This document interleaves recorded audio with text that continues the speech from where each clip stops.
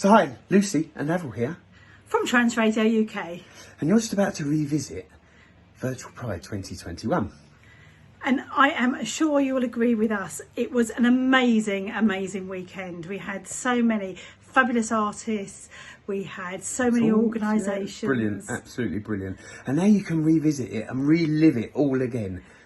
So thank you to everyone that took part, for all the organisations.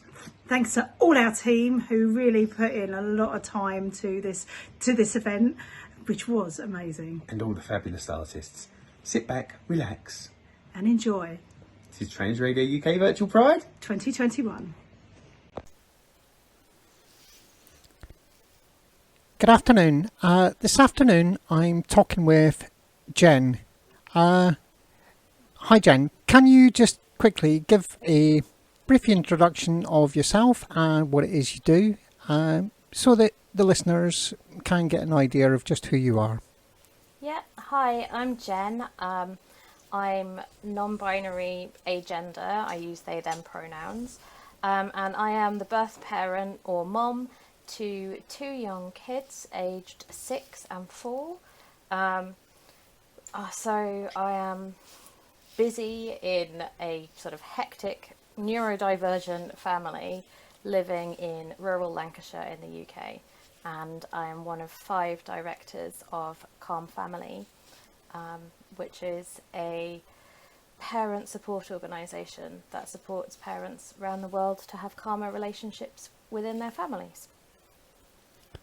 That's excellent. Can you tell us a little bit about the actual organisation, CalmFamily, and what it is it does in particular? Yeah, so we do a lot of things.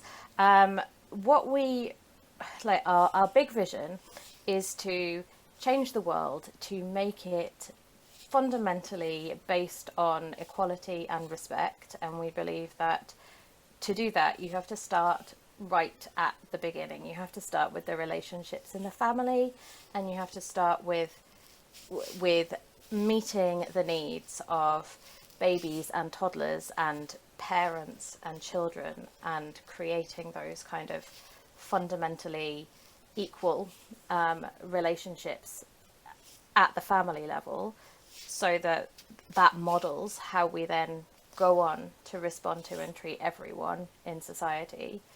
And we do this in lots of ways.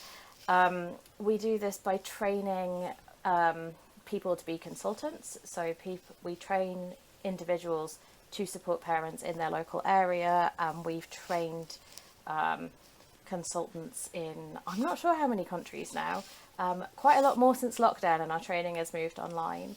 And we focus on with our focus being on equality, we also focus on inclusivity, because so often families who don't look quite like the normal family are not treated equally. They don't end up with the same rights, the same access to support as other families get.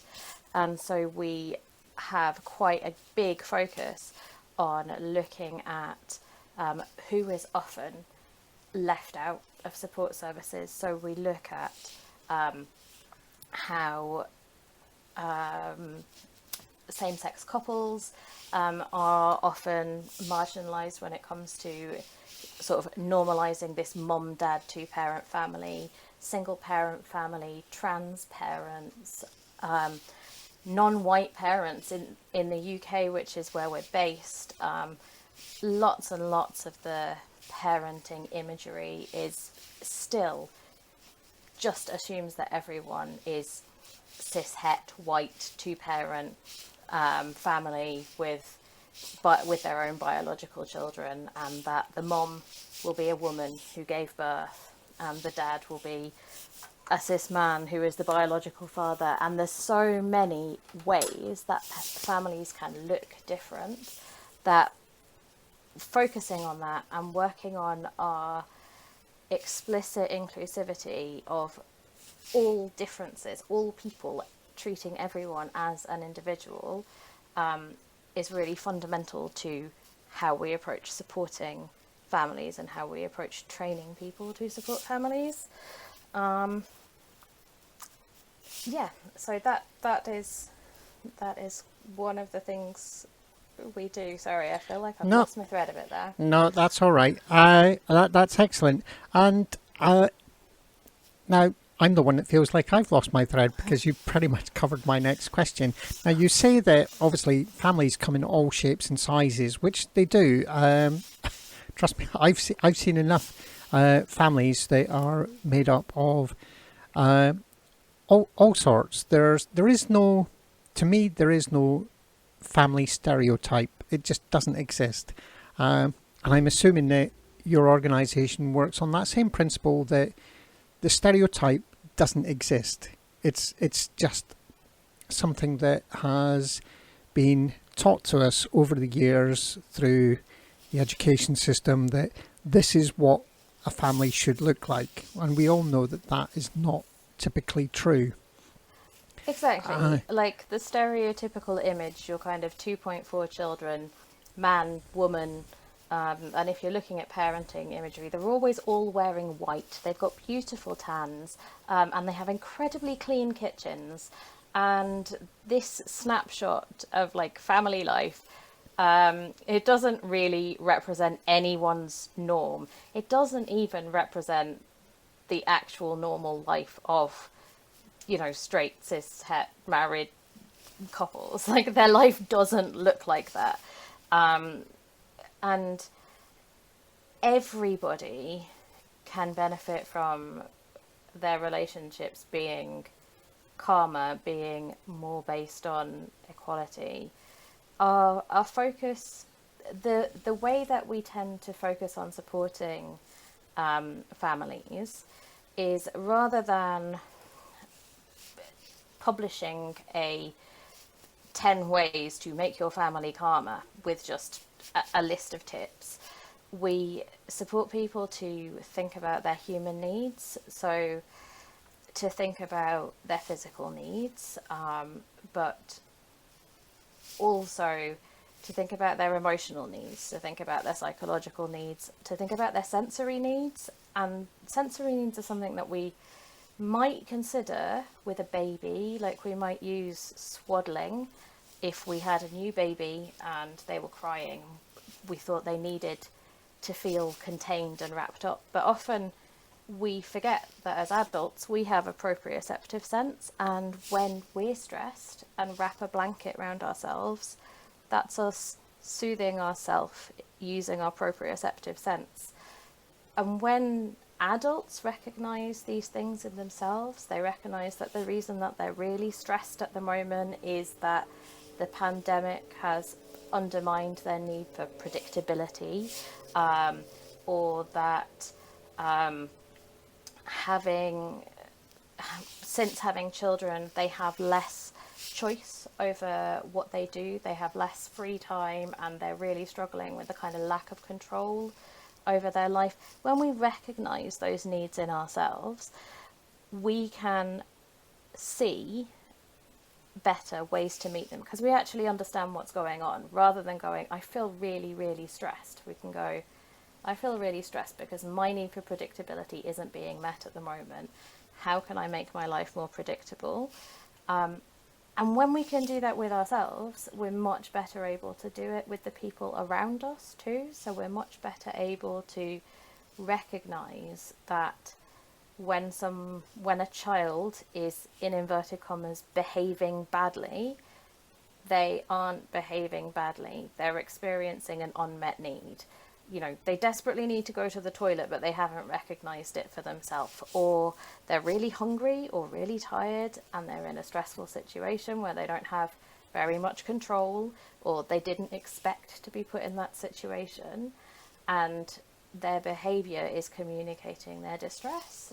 And when you understand that, you've got a better chance of meeting the needs and redirecting the behavior, and communicating with love and acceptance, recognizing that we all have these needs. We all get dysregulated sometimes. We all behave badly, in inverted commas, when our needs aren't being met.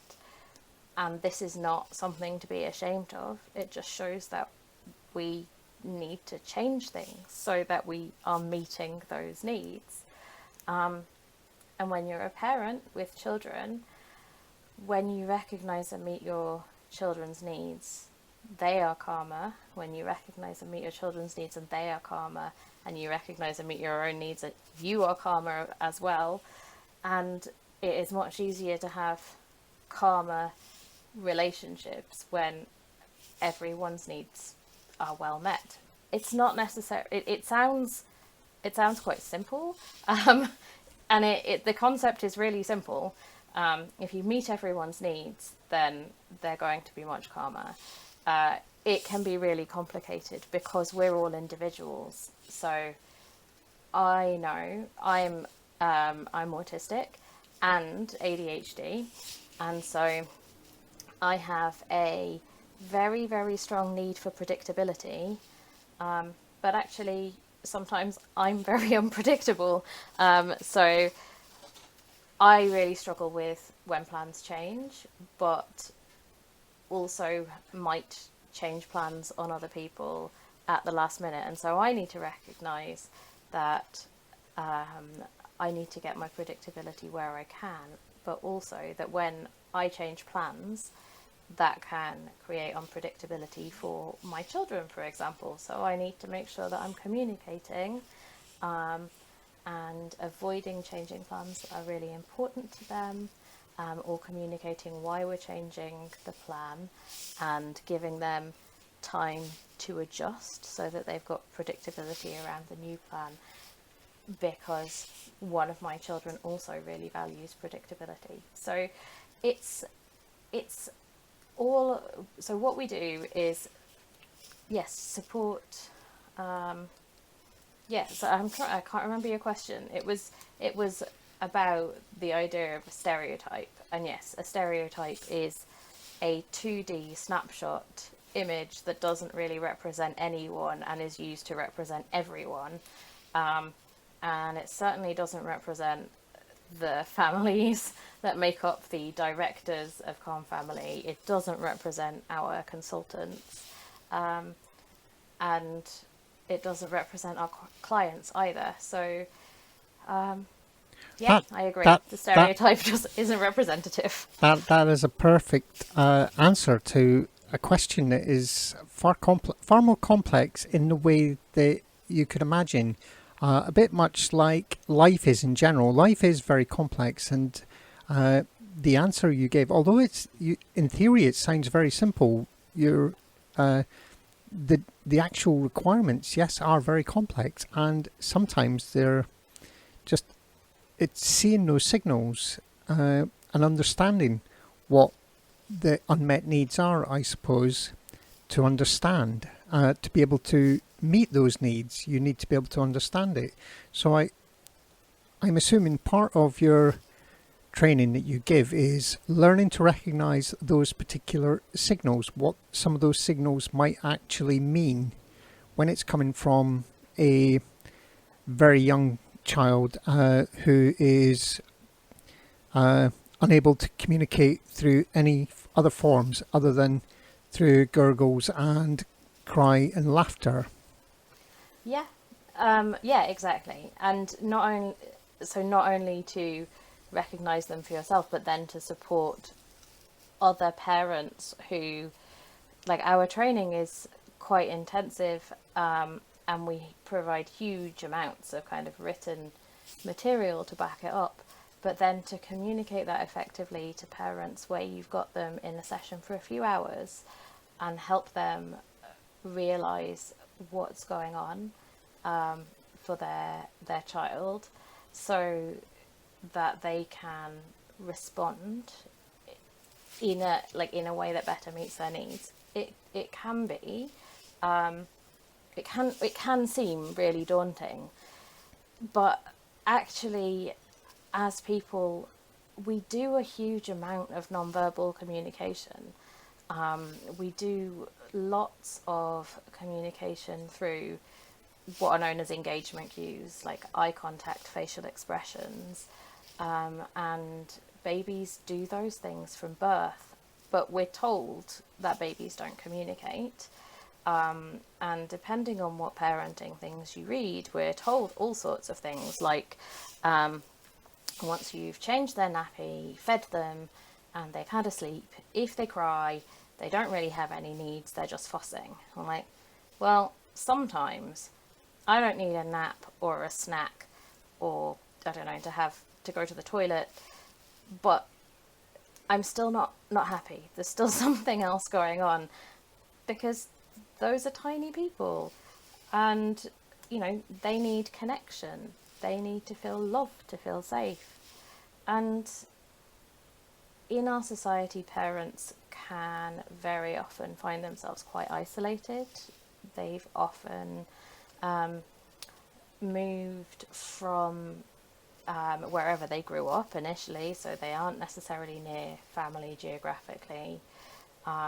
They've often worked and had a lot of their identity provided by what they do and who they are at work, and now they're not necessarily in work, and they have this small human who's totally dependent on them, and they kind of they are struggling with who they are. Their parents are struggling with this huge change. They can end up feeling resentful towards a baby who, as far as they know, their needs have been met. They're not tired, they're not hungry, but they're unhappy, and they don't necessarily know what to do. And the biggest trick, if you call it that we support clients, that we support our consultants to do for clients, is to empathize with the parents about how hard life is, how genuinely difficult the situations they find themselves in are, because they need that emotional containment before they can look at their baby, who is potentially at that time causing their problems for the parent, and empathize with what's going on for them, with the fact that a baby has spent its entire development in a uterus with, you know, surrounded by body temperature liquid. It doesn't ever get hungry because all of its nutritional needs are met directly through an umbilical cord. It doesn't change temperature. It doesn't get significantly lighter or darker. If they stretch their arms and legs out, the walls of the uterus push back, and there is always a sense of containment. Then they're born and everything is different, and suddenly they have this thing called hunger, and they don't like it, and they've never had it before, and they don't really know what it means, and they have to wait to be fed because they have to first of all get their adult to understand that that's what's going on.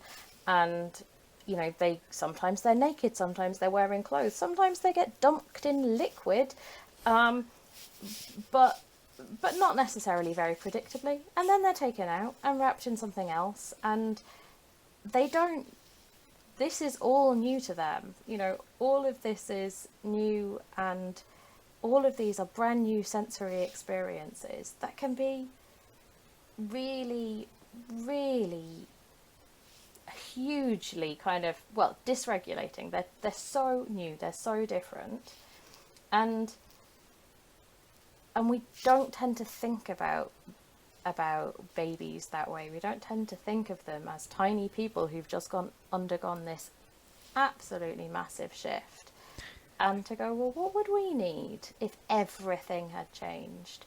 In a lot of ways, you could say that they've actually just experienced a life-changing trauma, because they've suddenly had everything they know taken away, and they're then given something totally alien to them. So, Yeah, in a sense, it it's actually, it must be quite terrifying for a newborn to suddenly find themselves in this environment, and as a parent who maybe struggling with their own emotions, with their own hormone levels, because obviously they change during childbirth, to then suddenly find that they have got this child who is terrified, feels alienated from the previous environment they were in, but It can. also It really can. knows that that person is potentially the loving person that's going to look after them. So yeah. And for some, and I'm aware that I've just made newborn babies sound like horrendously traumatized tiny beings that you can't communicate with, but that's not true. I said before that they do communicate right from birth, and things aren't necessarily totally unfamiliar, so you can hold them and then they hear your heartbeat, and that is familiar. That is one of the, being on another person's body is one of the most familiar environments. You can use slings and baby carriers to provide that kind of cocooning, proprioceptive containment that the womb provided. If the birth parent is part of the family, then things like smells will be familiar, because the amniotic fluid in the uterus tastes like the parent smells, tastes like the milk as well that the person makes. So if they are breastfeeding or chest feeding, the milk can taste familiar. They will have heard the voices of the people who live in that household, especially the gestational parent. So that will be familiar, that will be calming. There are ways that, even by understanding that hunger is something they've never experienced before and feels really bad, parents can be more empathetic and responsive. They can think, what can we do to meet that need more rapidly while they're acclimatizing to having that need, and they can recognize feeding cues. But you have to recognize that there are these needs first. You have to recognize the huge change that they've gone through before you can think about how can you meet those needs. And yeah, that's what we do. We support parents to work out how to recognize what's going on for their baby, and how to recognize what's going on for themselves, how to meet their baby's needs, but how to make sure their needs don't get totally left behind and unmet, because they are probably existing on not as much sleep as they would really need, and have potentially undergone birth, which can involve major surgery, or just a totally physically exhausting physiological birth. It's a huge time. It's a huge time of transition. Needs change hugely around that time. So even when parents actually had been really aware of their own needs and able to meet them, they don't necessarily expect them to change in the way that they do, and just can need support to see why they're struggling and to accept that it is okay to struggle in a time that those stereotypes, those media images just present as wonderful and magical. And they are, but they're not everything that's wonderful and magical is also 100% picture perfect. No, exactly. As a parent, I've experienced that myself, and yes, I know that sometimes it is actually quite difficult to understand what the child is actually trying to get across. Yes. I consider myself to be quite good at spotting some of these, but even having had 2 biological children and been there for several stepchildren, it's still quite difficult as a parent to come to terms with that. Now, I came from a large family, so I had a lot of this around me with my elder sister having children, and so you do tend to learn from family, but in most cases a lot of people are from smaller families, don't have that sort of network. But even more so if you're trans and your family reject you, you've got even less support. So what sort of support do you provide for the trans community? So we don't target anything specifically at trans people, because we don't target it at any specific identities, because trans people are all different too. And I agree, trans people are often in a situation not only where they've been rejected by their family, but where their role models for their particular parental or familial identity isn't one that was represented in their family. I didn't have an agender parent. I had no one showing me what an agender parent should look like, and there aren't really any societal role models showing me that either. You know, your mom may not have played the same role in your family as you play in your family. Your dad, likewise, may not be the right role model for you as a parent, because we've got to negotiate our own parenting identities based on who we are and what we need. And individuality, treating every parent, every family as an individual, with the parents in that family as the expert in that family, is what we do. So, as I said, with our consultants, we try to make sure that they are very explicit about everyone being welcome. We ask them to think about, how can you make sure that trans parents know that they're welcome at your event? How can you make it clear that you are trans affirming and that you will recognise the gender identity of a person as whatever they tell you it is, not as whatever you think it is based on physical appearance or the parent name they use. Like, I use mom and I'm the birth parent, but that doesn't make me a woman. And I think most of our consultants do that really, really well. And we also deal with them, we also talk to them about how to deal with when they've made a mistake, when they've screwed up, when they've made an assumption, which we all do. And within our directors, there are 5 directors. 3 of us aren't cis, and one of the other ones is married to someone who is trans, and so we show them that trans people are normal people, and look different. Our families all look different, so we aim to provide a service that trans people are happy to turn up to,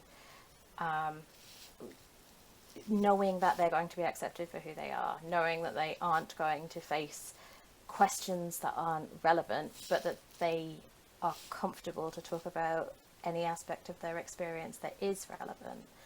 And we do workshops where we could have up to sort of 8 families, but we also do one-to-one support for families who feel like their situation's a bit different, and the sort of normal stuff that we would cover in a workshop might need to be tweaked a bit to be more applicable to them, or they'd rather not talk about it with other parents and feel they need to explain that, and we can always facilitate that.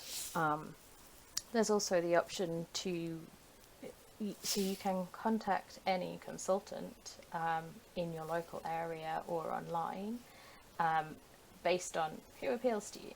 And we've got Kim, who runs the Queer Parenting Partnership, is another trans consultant. So we have trans consultants in addition to the directors.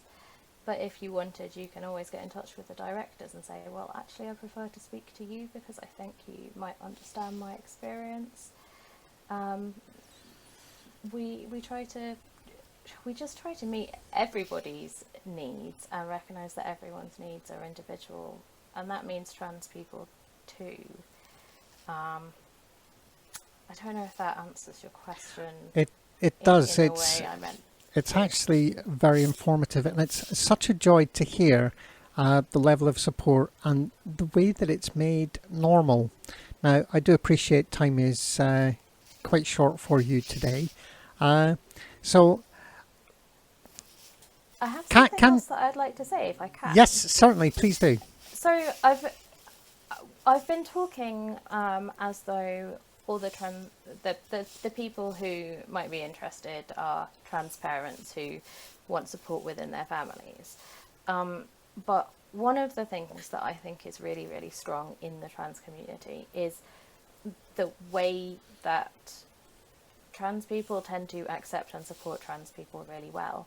And we are also, we train regularly, and we would love to have more trans people. We would love to have more trans people as consultants and be able to kind of say, look, we have people who either offer services to all people or want to specialise in supporting trans and queer families because that's really important.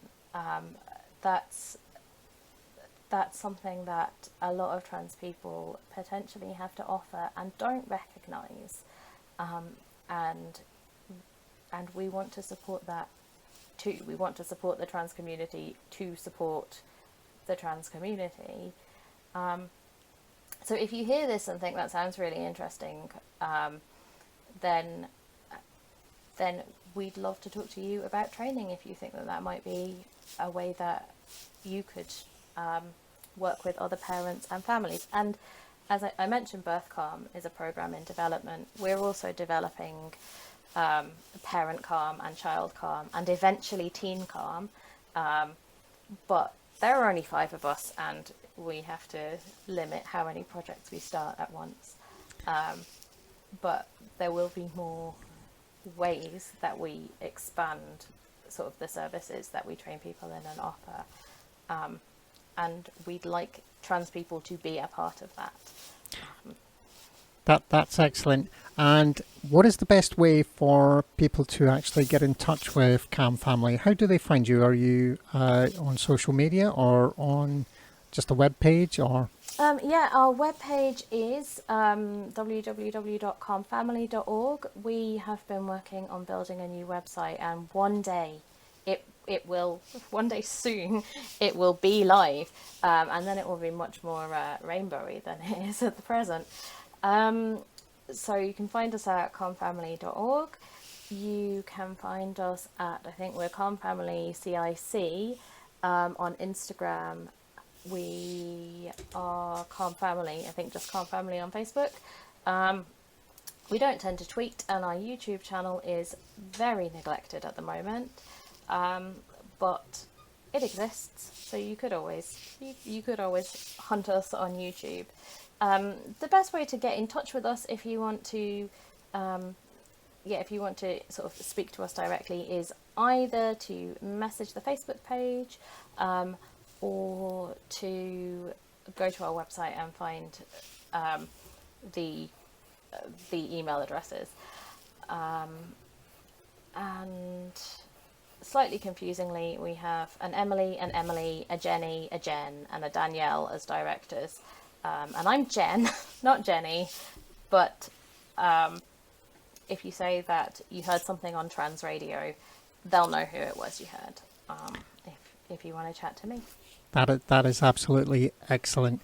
And, well, all I can say now is thank you ever so much. It's been an absolute pleasure. And I hope that the information that you have given us today will be of massive help to other members of the community, not just the trans community, but the whole of society, including the cis members of the community, because after all, we are all human, and Exactly. it's important that we actually look to promote a healthy childhood and a healthy parenthood. I agree. Thank you ever so much. You're welcome. Thank you for having me.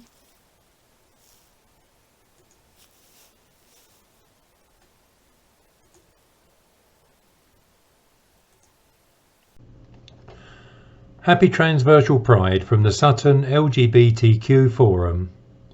Hi, my name is Rachel, and I would like to tell you about the events the Forum has been working on in 2021. Despite the restrictions, we've been working hard, and thanks to the efforts of our chairman and the rest of the team, we had an amazing start with the installation of the very first UK trans crossing just in time for the International Day Against Homophobia, Biphobia and Transphobia. We were lucky to have some amazing guests join us for the photo shoot of the crossing, and we have had a lot of positive feedback about it since, and pictures of this event are on our website. The Trans Social has been restarted after the last lockdown, and I will be hosting these evening events at All Bar One Sutton, the next one being in August. We also relaunched Sunday Brunch at All Bar One Sutton, and will continue hosting this popular event at different venues across Sutton throughout the year. We also hosted a fun picnic at Nonsuch Park, and with the new rules of up to 30 people allowed outside, we are hosting 2 more this summer, one at Crystal Palace and one at Beddington Parks, so pack up some sarnies and goodies and come and join us. The one-to-one advice and support project is opening its doors to coffee shops in Sutton now. So if you need advice, help and support, or just want to chat over a coffee, then book a slot via the home tab on the website. We are currently working with local GPs in Sutton to ensure that they have the best training and knowledge to be able to support the LGBTQ community. If you would like to know more about the work the Forum does, want to attend an event or volunteer, then visit www.suttonlgbtq.org or email us at team@suttonlgbtq.org. We would like to take this opportunity to thank Trans Radio for their great music, brilliant presenters, and of course their outstanding support. Stay safe and happy Transvirtual Pride! Hi everybody, it's Avril here.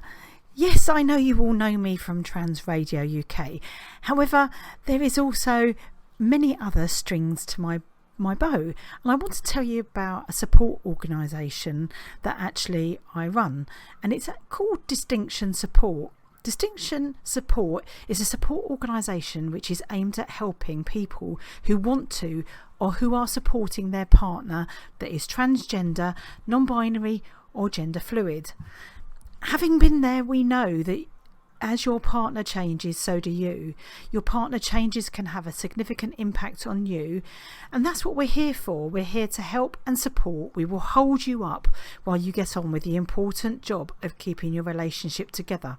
We are an international group of supportive partners who support each other while we support our partners.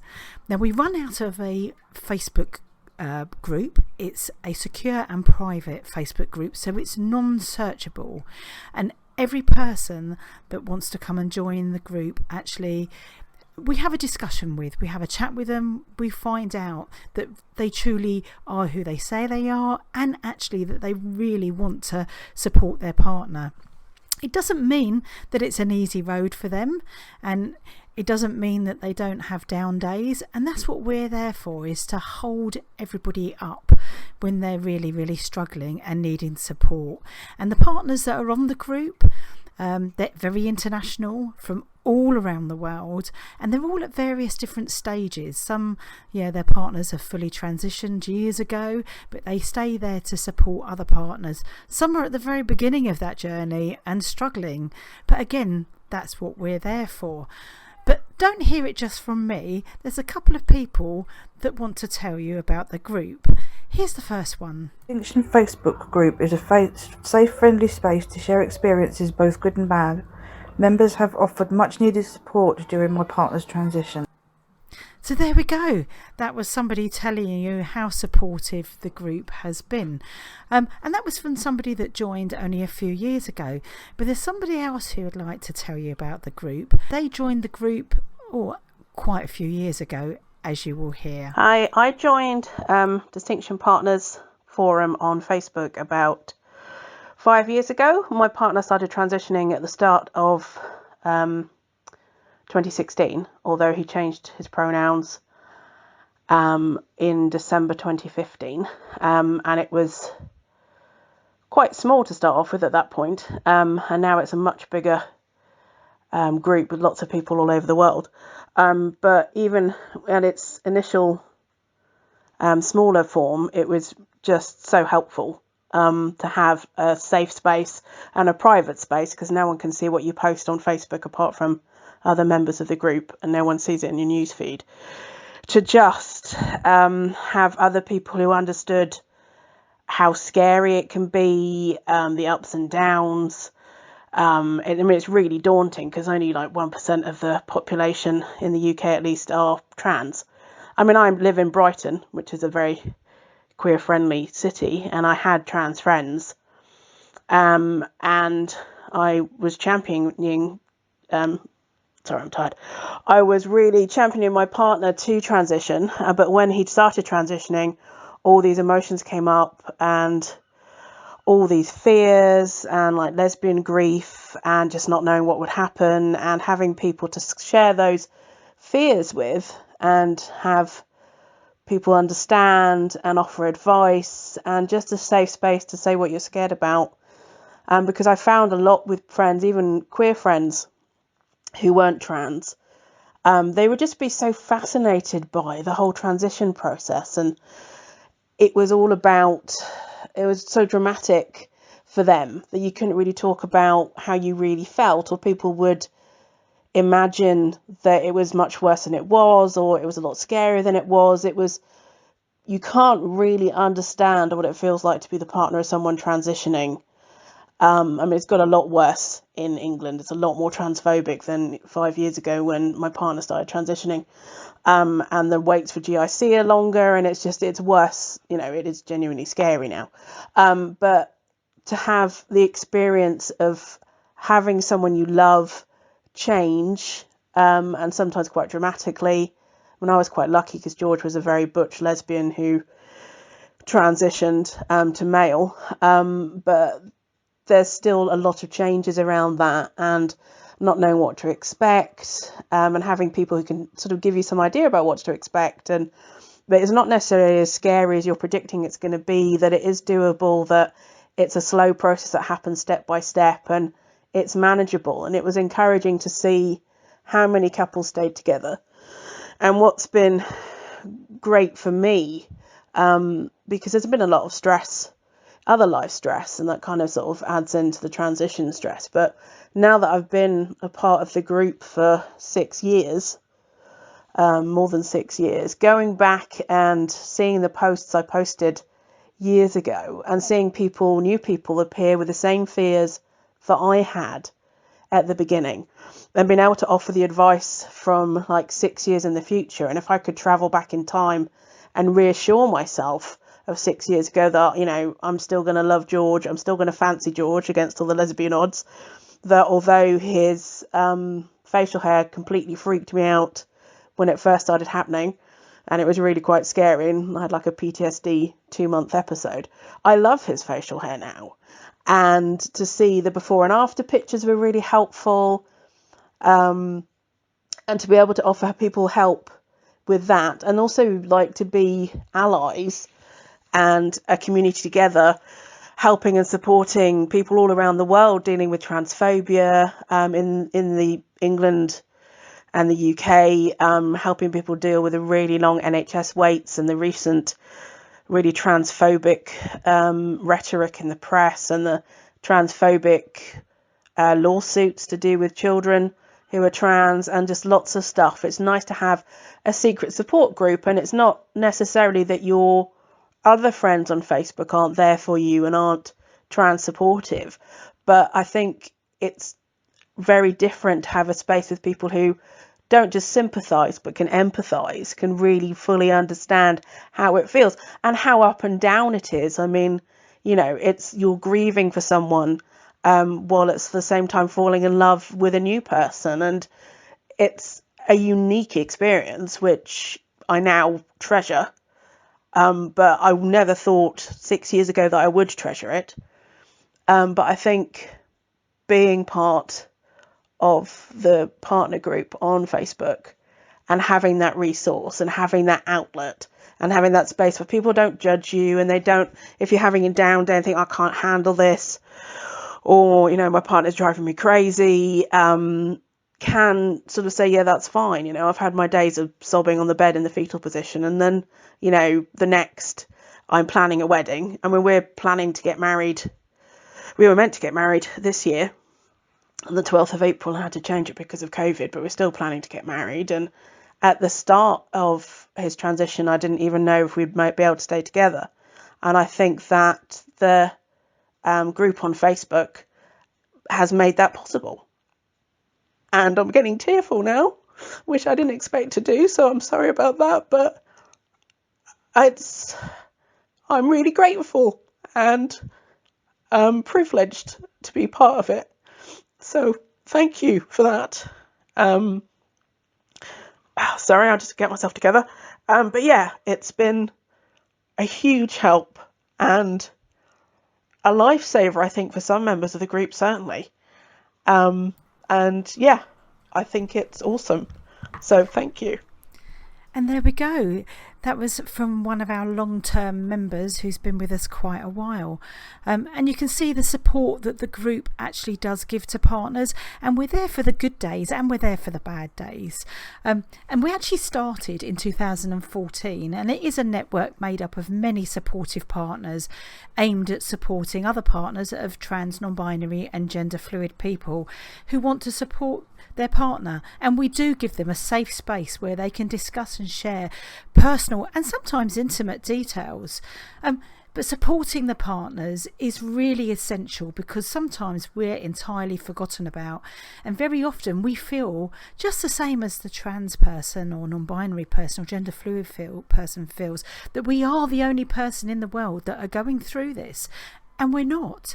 Having no one to confide into or to support us who can really understand how we're feeling can make it very difficult for our relationships to survive.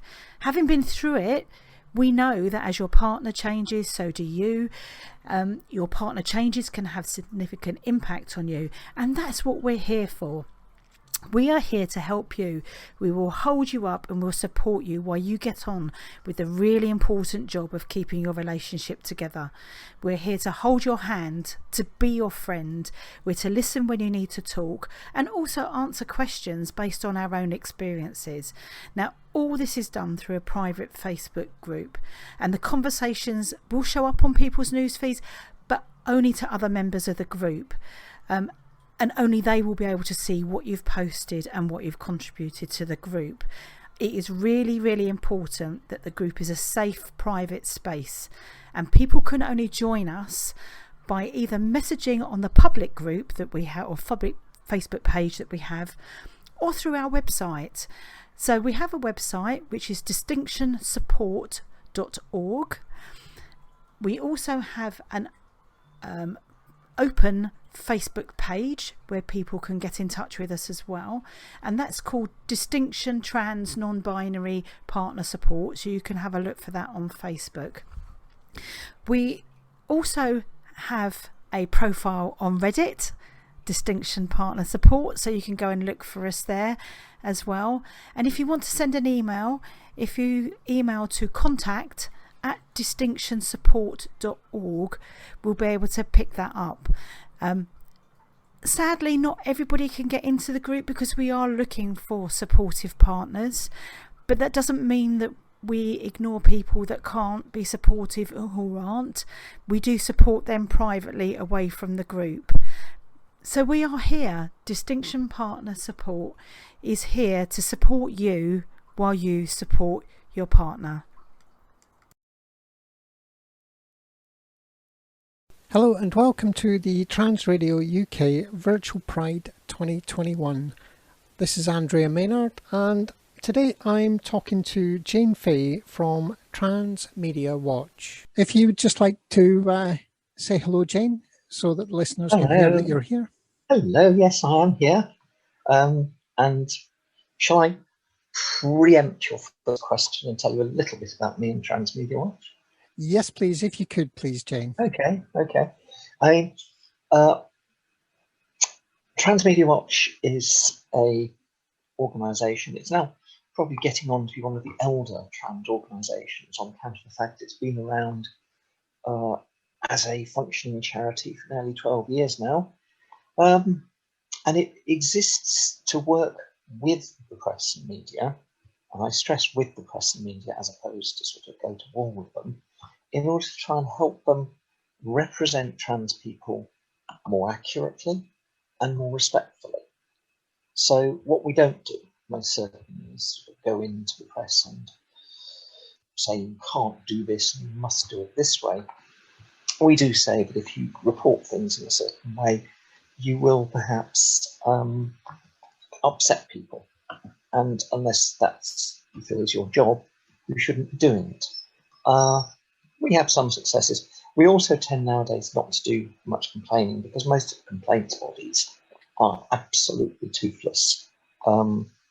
IPSO has so restricted how you can complain about the press, it's virtually not worth it. Ofcom is going the same sort of route. So that's why we don't complain so much. We do occasionally. As for me, I'm a journalist, I'm in chair of Trans Media Watch. I probably wish I wasn't a journalist, because what I would like to be doing with my time is writing fantasy novels, magic, sorcery, that sort of thing.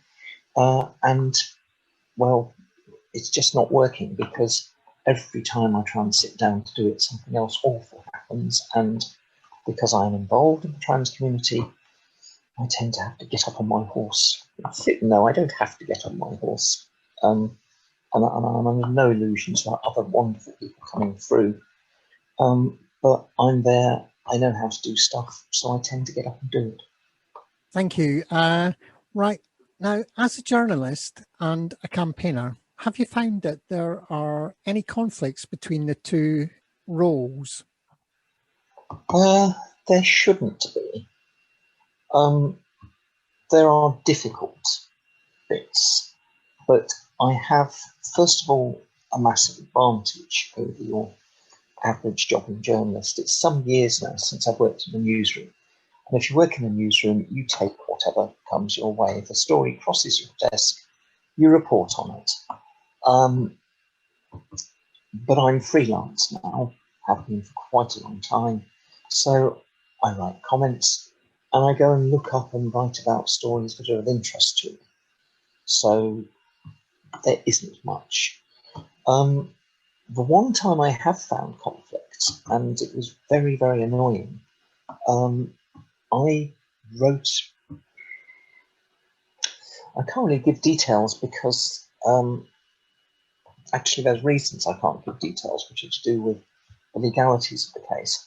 But a few years back, quite a few years back, I spent a long time getting close to a quite left group in order to write about a quite controversial event. Nothing, as I say, to do with transness at all. The left group was pretty anti-state, anti-police, and quite anarchist, and their very idea of talking to a journalist was near anathema. And over a week or so, I persuaded them that actually I wasn't your average journalist, but I was quite prepared to listen to them, and actually my politics were not that far apart from theirs anyway. And I took what they gave me. It was very useful, very helpful, and I wrote it up and I submitted it to a magazine. And I've been very careful to talk about the events that I was writing about as being a demonstration which went bad, and particularly it went bad because the police overreacted. And the editor went through my article, and wherever I've written demonstration, he put riot. And I'm like, that isn't what I wrote. I don't think it was a riot. It wasn't legally a riot. That is just sensationalising, and it's putting a very particular view on it. And he just said, well, either you let me call it a riot and the story goes out, if you don't let me call it a riot and the story doesn't happen. And I had to weigh that quite carefully. Because it was a story about very bad police behaviour, in the end I decided that I had to let it go, but it completely destroyed the relationship I had with the group I'd interviewed. And that annoyed me. It annoyed me greatly. What it does say, and let me say this to anyone now who's thinking of doing an interview with a friendly journalist, and this does sound like putting myself down. The journalist is only the tip of the iceberg, and however friendly the journalist and whatever undertakings they give you, they are not able to control the sub-editors or the editors who will look at their piece. So just be careful, and you get some very awful papers having some very nice journalists.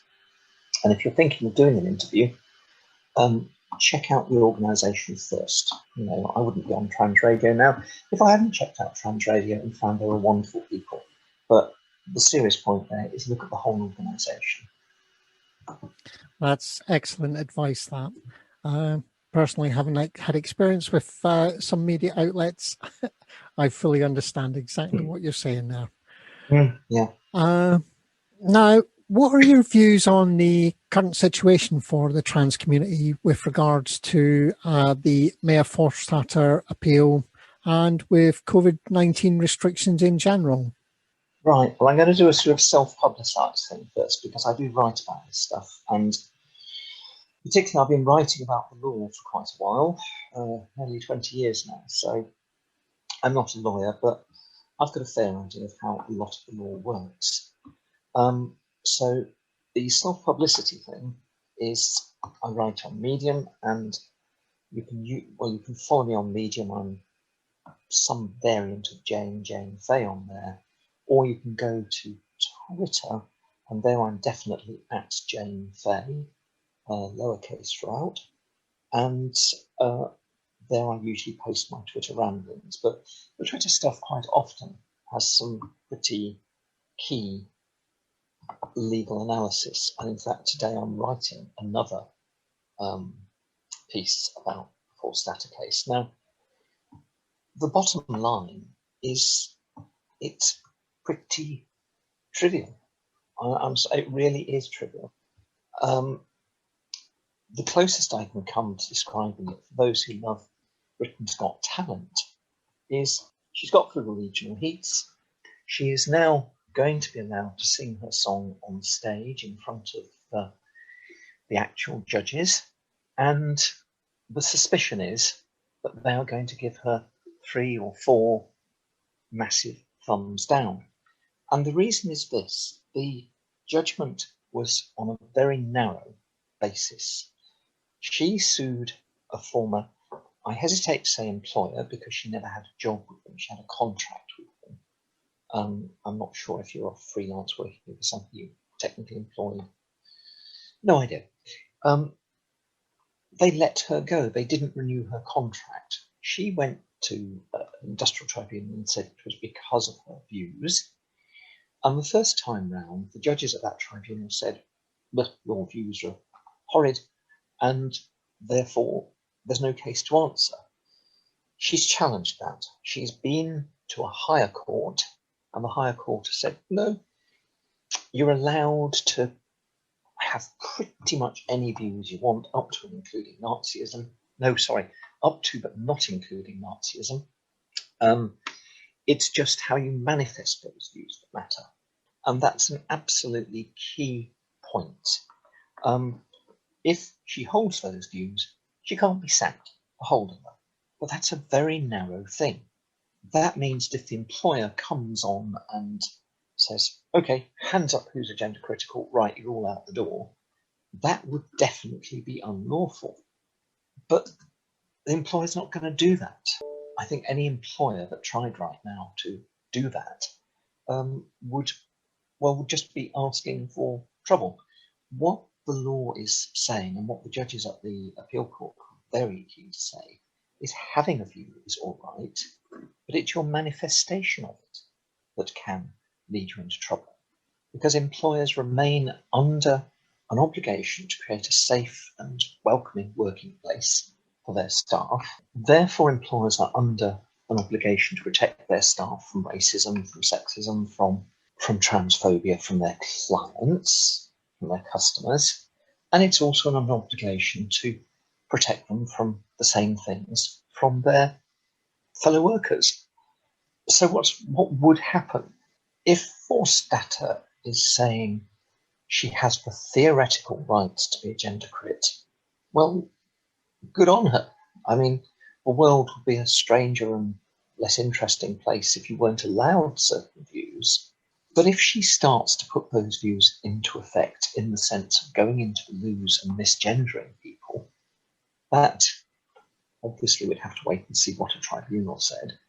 But that sounds very much like harassment to me, and that is exactly what the judges said wasn't allowed. So the piece I'm writing today, but it will be 3 weeks previous by the time this goes up, the piece I'm writing today is sort of saying that the only way is down for her. She's won the principle. Interestingly, the principle she's won also allows somebody to go to work and believe that women shouldn't be at work or that women shouldn't have maternity leave. She has not won the right to do anything about it. And I would be surprised, significantly surprised, if the tribunal now were to say that she can. And I think if she goes back to the tribunal, the only thing she can do is argue, well, look, I never actually did any of these nasty things, although I may have suggested on Twitter that I might. And I say that without being 100% sure that she did suggest anything, just for your lawyers. I don't know whether she did tweet that. There's certainly the impression given that she tweeted that she was prepared to do nasty things. And the employer's going to say, well, I can't have an employee who's gone out in public and said they're prepared to, or well up for harassing their fellow workers. Therefore, why renew the contract? So my own sense is that the case won't go much further. And I also think, because I've seen one or two of more prominent allies, free speech people, going, great, we've got the free speech thing won. But no, misgendering people at work would be horrid. It would be bullying. It would be harassment. So I think once it gets down to the nitty-gritty, it won't look anything like as good. That's exactly my viewpoint as well. And I tried to reassure quite a few people of this. But obviously, they're seeing what is being put out on Twitter and what's being put out on social media, saying, oh, what a big win for Mayor Forstater and the gender critical organisations. Well, and quite a few of us know that this is actually really just a hollow victory, because all it is a victory in principle of the theory that they can hold this view. That's all. So absolutely. Yes. Absolutely. I mean, again, it's a shame this interview isn't going out sooner, because the point I make, and I'm actually quite staggered by it, in the piece I'm writing today, I asked the question, are they really this deluded? And I don't just mean gender criticals, I mean a lot of them, the press, the gender criticals and so on. And I think the answer is some of them are. Last week I had somebody coming on to my timeline on Twitter to go, what were they saying? They're on my timeline on Twitter to say, this is a great victory. Now you can't force us to say or believe that trans women are women. And I'm like, nobody was ever trying to do that. What you've done is you've just knocked down a very big straw man. You've invented this non-existent threat, and now you've got a court to say that non-existent threat doesn't actually exist, and you're celebrating it. As for the newspapers and the journalists, I had a couple of interesting interviews last week. I also had a quite bizarre one with a presenter who kicked off by saying, well, did I think that people having the right to think what my thought Steph was thinking would actually harm trans people? And I was like, well, of course it doesn't. Sticks and stones may break my bones, but, well, words maybe can do some harm, but thoughts, no. And they then wandered off into this completely bizarre alternative world in which they told me that, well, what is your view on legal proposals that you can be anything you want anytime you choose to be? And I was like, what, you mean a giraffe? Is there now a law to be passed, the new Giraffe Recognition Act, enabling people to transition to giraffehood? No. It just means you can wake up on a Wednesday morning and decide that you want to be a woman or a man or whatever. And I said, nobody is proposing that. Oh, they said, Lib Dems have proposed it, by which I think they mean the Lib Dems support reform of the Gender Recognition Act. Now, I cannot get inside the mind of that presenter. I don't know if the guy was deluded or saying what he was saying because it made for good copy and he could sort of wind up his listeners with it. But I think a fair proportion believe that, and they are tilting at absolute windmills. Complete waste of their time. What are your views on how COVID-19 restrictions have impacted on the trans community as a whole, as opposed to the general public? Because we understand just how bad it's been for the general public as a whole, but on a trans community itself, what are your views on that? It's a very difficult one. I have come across people for whom it's been a nightmare. And I've come across people, I actually came across one person who wrote a piece for something I was editing about how they'd used lockdown as a way to sort of sit down, have a word with themselves and start to transition. So I think to say that there's a single answer is not true. I mean, in the practicalities of it, some people, I suspect, find it a relief, but we're not having to get out and having to engage with the public. And I know I'm one of those people who find serious advantages in lockdown, and I can definitely feel myself reacting a little bit negatively to removal of lockdown. I'd much rather we all just stayed in and interacted a lot less. That's a selfish and it's not a mainstream position, I'm sure. But also I know a lot of people, cis as well as trans, who have a very similar view. I haven't been on a train down to London for a year and a half. If ever I get my head around not being locked down again, there's a serious question in my mind about whether I ever would, or rather it makes for me the idea of a journey to London a much bigger thing. Because frankly, when I go to London, the journey itself takes 3.5 hours out of my day, or if the destination is somewhere the other side of London, 4 hours. And I'm thinking now, it's not that I'm doing massive work in that 4 hours. You know, I'm not doing a PhD or anything, but that's 4 hours I won't get back. And why on earth would I want to donate 4 hours of my time to train company? So there's a positive, a massive positive. The negative, I suspect, is probably amongst younger people who are very isolated, and particularly those for whom they needed company to give them emotional support. Clearly that's been very bad for the trans community. And whilst I've just said how much I'm quite okay with lockdown, I also miss being able to get together with people and just sit for a long evening and chat. And strangely, I think things are very messed up by the fact we have so many communications options now. We have multiple ways of communicating, from Zoom to Teams to phone to email to text.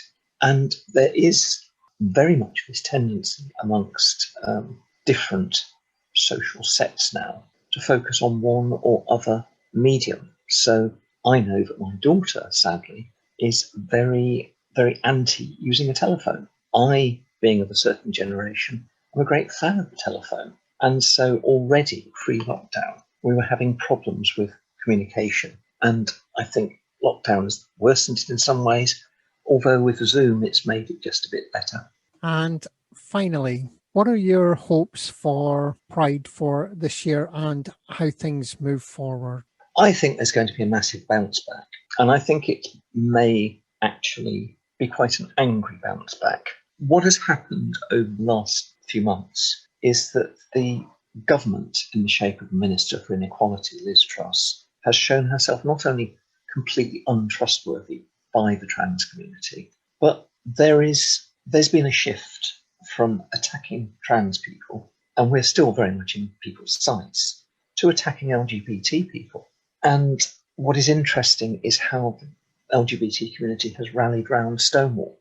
People are not having it. They're not having some posho, right-wing funded alternative LGB group taking the place of something that had worked very well for us for over 3 decades. I don't know.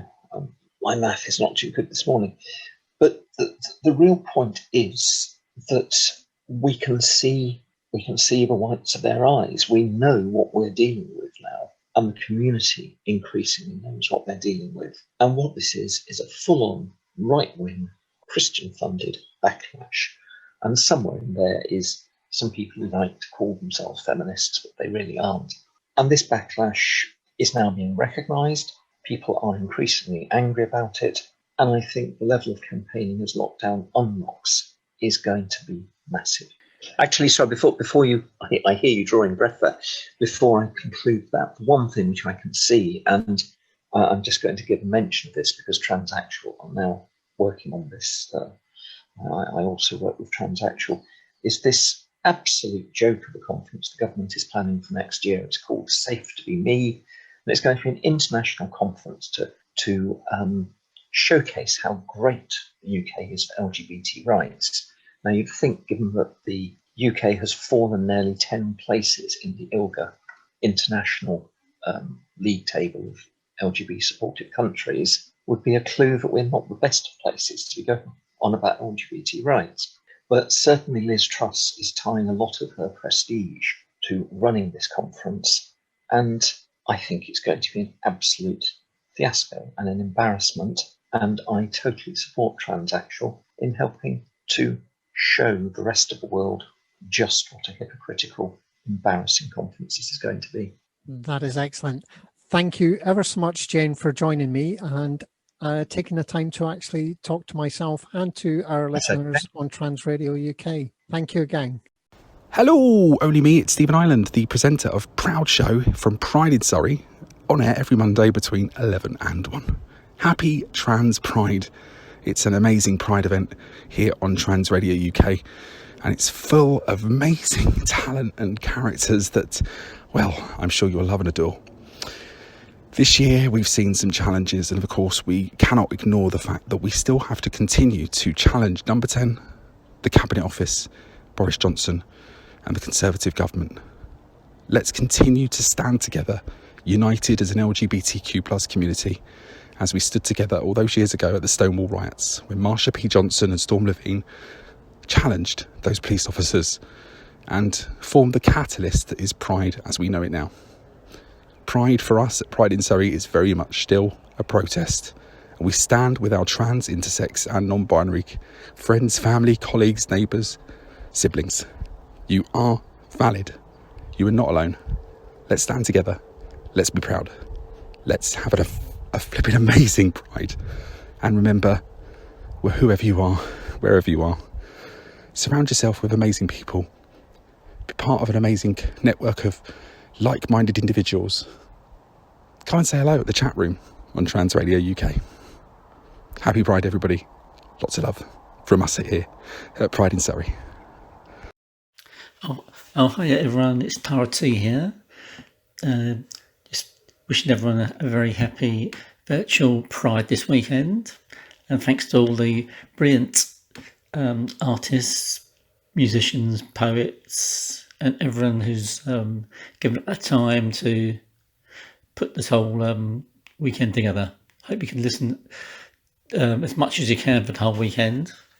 I know everyone has to be in and out, but if you can listen to as much as you can, it'd be really, really enjoyable and something to look back on.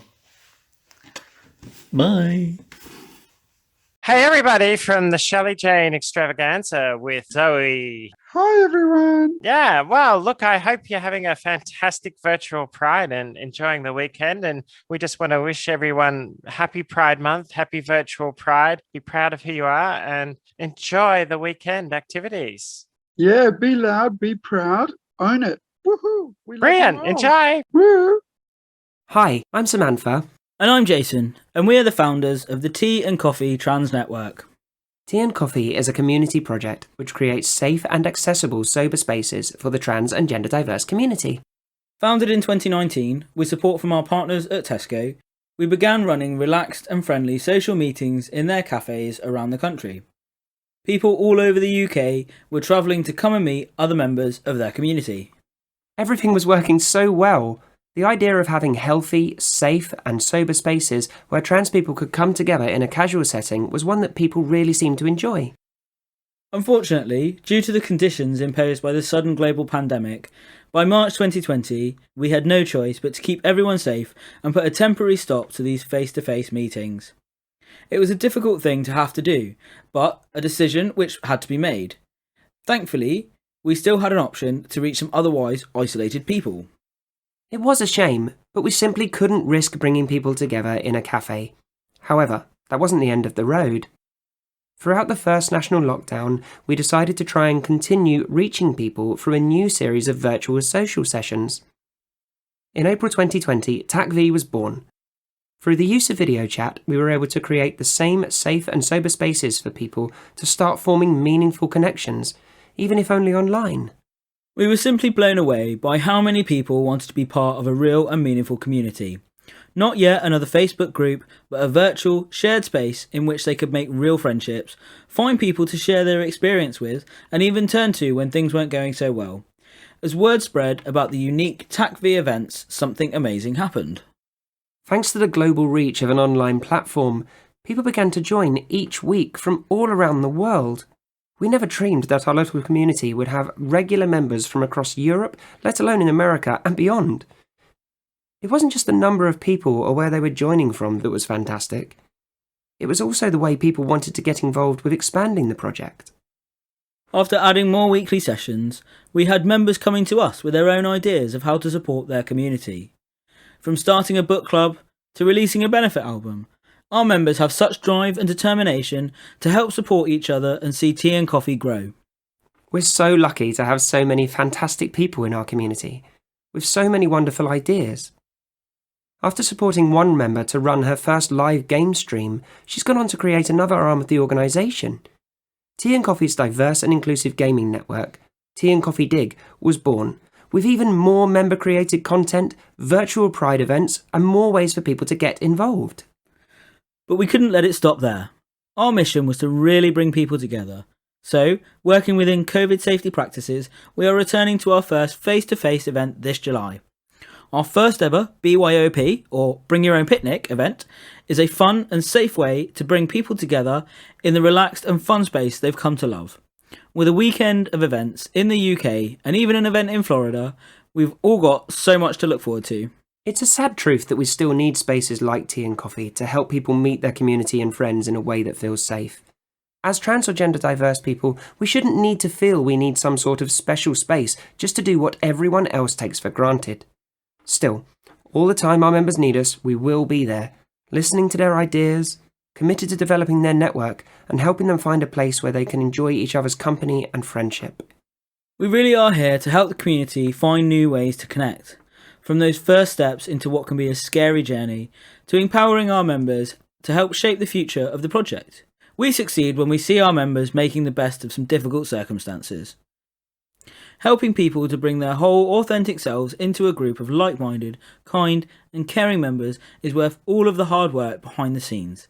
It's why we're committed to continually expanding the project to reach the people who need it. When we started the T&Coffee Trans Network, we never expected so many people to want to be a part of it. We've been truly honoured to be so many people's first choice for peer-to-peer support and are really excited for what the rest of the year will bring. So, if you're sat listening to this and feel like you'd like to find somewhere to feel free to be your full self, come and get involved. There's always something going on, So come and check out what's happening in your community by visiting our website at tncoffeelgbt.com. Or find us on Facebook, Twitter and Instagram at TNCoffeeLGBT. That's the letters TNCoffeeLGBT. At T&Coffee, we're supporting you to be you. Hi Trans Radio, my name's Rachel. My pronouns are she, her. Happy Pride. Let me tell you a little bit more about myself. I'm a clinician and I work in a GP surgery in South London. GPs are often the first point of contact in the healthcare system for individuals in the trans community. However, the Royal College of GPs acknowledges that we do not have the experience in providing adequate treatment and/or management for trans health issues. I wanted to change this. I've started by creating a Facebook group. It's called Transgender Care in Primary Care. If I could just give you a brief background on how the GP system works in the UK. Traditionally, GPs and doctors will only ask for advice from other doctors. It seems like a funny concept, but still to this day, some, but not all GPs, will only seek medical advice from a clinician of a similar ranking to them or a specialist in that area. Currently, there isn't a particularly good service for GPs when it comes to trans healthcare and seeking advice. The advice and guidance system we have at the moment can take many months to get a response, which simply isn't good enough when it comes to trans healthcare. The Facebook group I've created, with help from trans clinicians behind the scenes, gives GPs quick and easy access to information they may require to help treat a trans patient. Okay, let me make this clear. Content is already out there when it comes to treating a trans patient.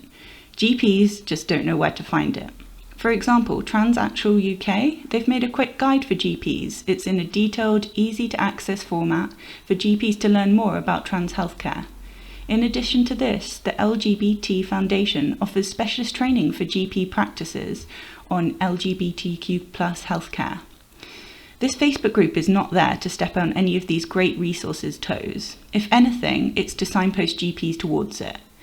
Any posts are carefully referenced and the authors are given credit accordingly.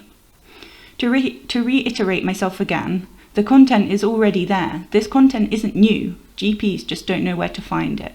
Hence why the Facebook group was created.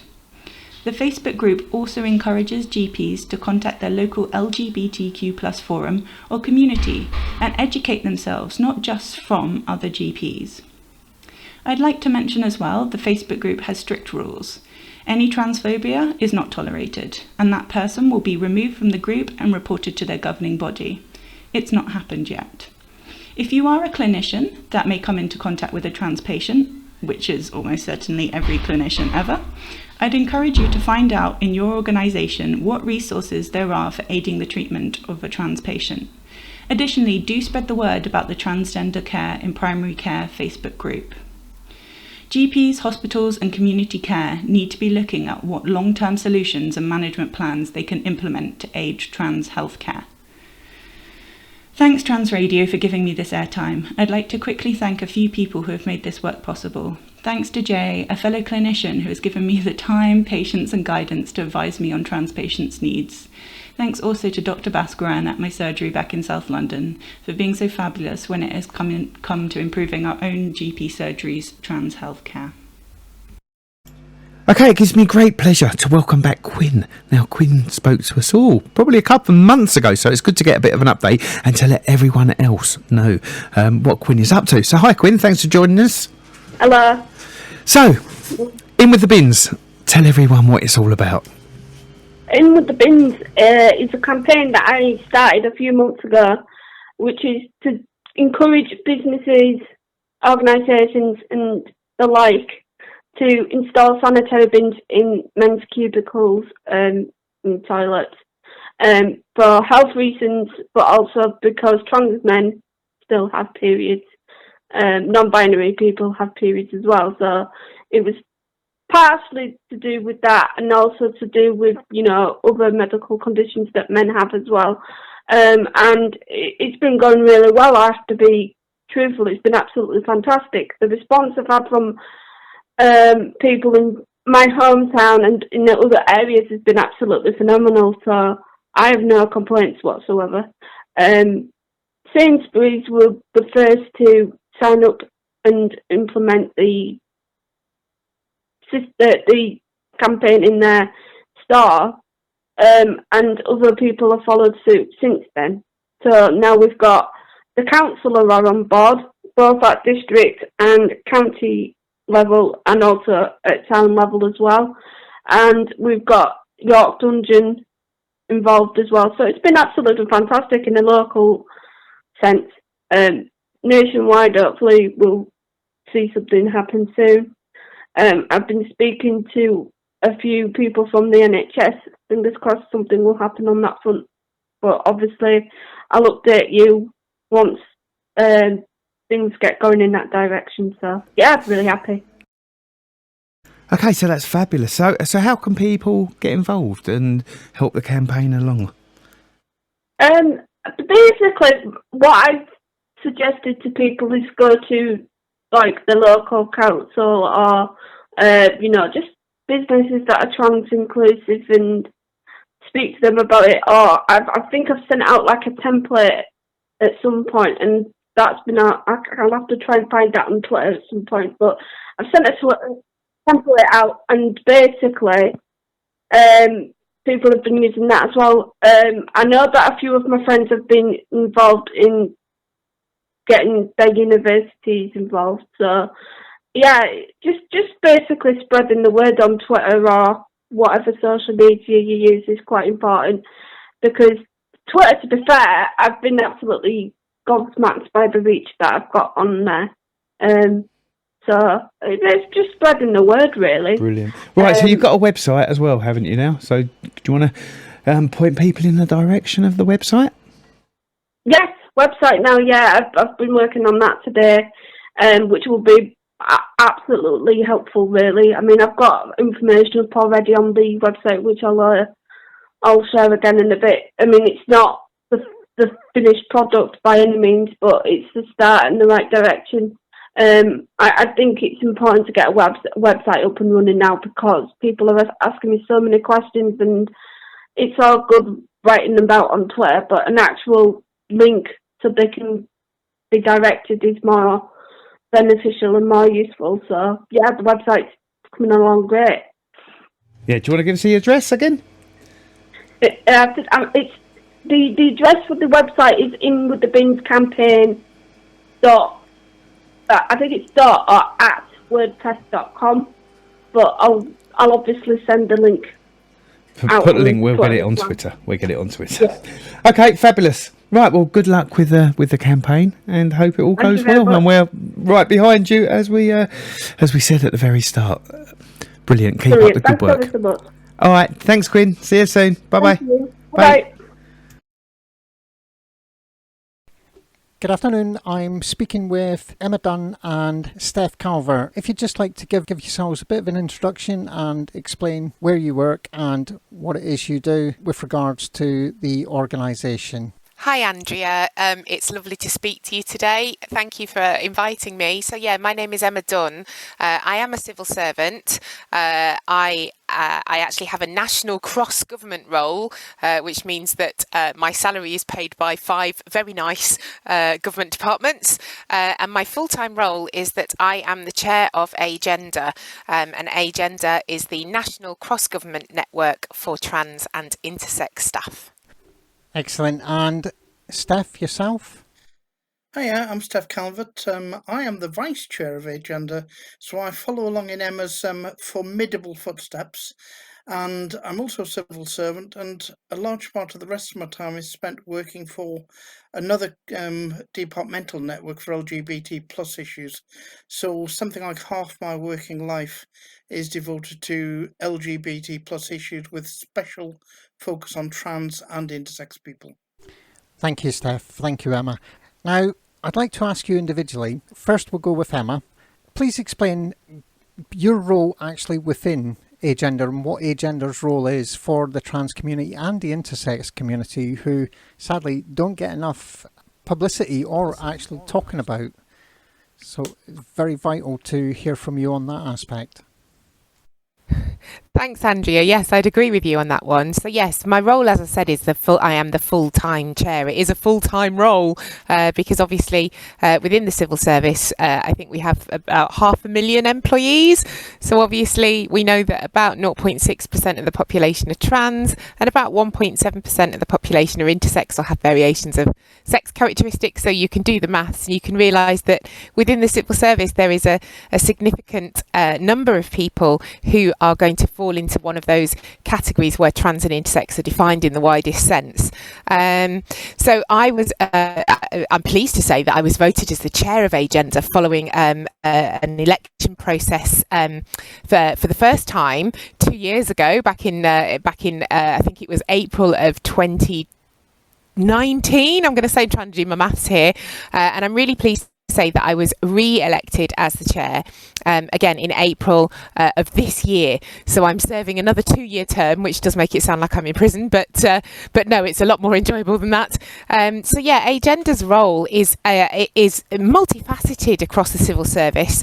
So primarily we are a support network for trans and intersex people, and that is, I would have said, our most important function. We know that trans people, there's so many departments and agencies within the civil service that particularly in some of the smaller departments and agencies, those trans and intersex people can feel really isolated and really alone. And what we do is we kind of connect the dots for people, and we give them a place and a space where they can be themselves and where they can talk with other people and share their experiences. And the same for intersex people as well. And obviously the intersections between the trans and intersex community are absolutely enormous. So that's I would have said our most important function. But actually, the majority of our work, the majority of our time is actually taken up by providing support actually to departments themselves. We know that there are lots of people within government departments who want to be inclusive. They want to learn more about trans people. They want to learn more about the issues that intersex people face. So we have a really big sort of educational role in helping those departments understand the barriers to inclusion and to helping them overcome them in their own department. And on any given day, I can be speaking to anybody from, a permanent secretary to an AA, and talking about how to sort of overcome some of the issues that people might be facing in their own department. So it feels like a really worthwhile role, and it's one that I have to say I really, really enjoy, and one that I'm supported in extremely well by Steph, my vice chair, and by the rest of my very small but powerful exec committee. So yes, I hope that's given you a good bit of background. Yes, indeed. Excellent. And Steph, can you just give me a little bit more on from your side, please? Well, I think Emma's covered what Agenda does, so I thought what I would do is try and give it from the inside. And that is a very simple thing. That I am 63. I am your classic late transition trans woman. And Agenda is literally a lifesaver for me. I was having great problems in my life, and as many of us do, and I went along for my first meeting with Agenda, and they're just so welcoming despite my initial presentation. And I've gone through my transition, the rest of it, all the usual stuff that everyone here will be familiar with. I'm living my real authentic life, and I simply wouldn't be doing that without having had the support of Agenda. The punchline to all this, of course, is that knowing that I've had a number of surgeries through my life, and in common with a lot of people with my particular variation, it turns out I'm intersex as well. So I've managed to find a support network that caters for almost all of my aspects. And all I can say is that having been made so welcome, having been given such huge support, including some very trying times, including violent assaults and so forth, all I can say is that I feel very deeply committed to actually give something back. They were there for me, so all I'm trying to do now is to be there for other people. That's excellent. And obviously, yes, I myself am a member, and yes, also a civil servant. So I fully appreciate just how difficult it is also being a late transitioner. So yes, it's very difficult to get that support when you don't know it's there. But as you say, Agenda was an absolute lifeline, and been an absolute godsend. It helped me to educate my department on how to deal with my transition, and I have to say they've been excellent in that aspect. What other areas would you say that agender play a role that is vital, not just to the trans and intersex community as such, but also to the wider population outside the trans community? Because obviously agender is specifically for civil service, but each organisation plays a role outside as well. I'm going to jump in here and answer that question first before Steph and steal all her glory. And I'm going to say that I think one of the really powerful things that we actually do for the trans and intersex community more broadly is that we put a human face to the community. So people can speak to us, they can come and meet with us, they can come along. We run a programme of trans and intersex inclusion workshops, and people can dial into those. And it's humanising, you know. People come along and they see us and they see that, you know, we've only got the one head and that we're, I want to say normal, but I'm probably not going to stretch it. I'm probably going to say that, you know, we're employed at least. And yeah, it just makes them think. I think that when they go out there into society, into the wider world, and they're hearing all of that, you know, that pushback against inclusion, all of that anti-trans nonsense that also, you know, damages the intersex community because we are the innocent bystanders in all of that. I think it really helps them go, oh, you know, I had a meeting with some of those trans and intersex people, some of that community the other day, and they were a really nice bunch. And this makes me feel bad that people are saying these things about them.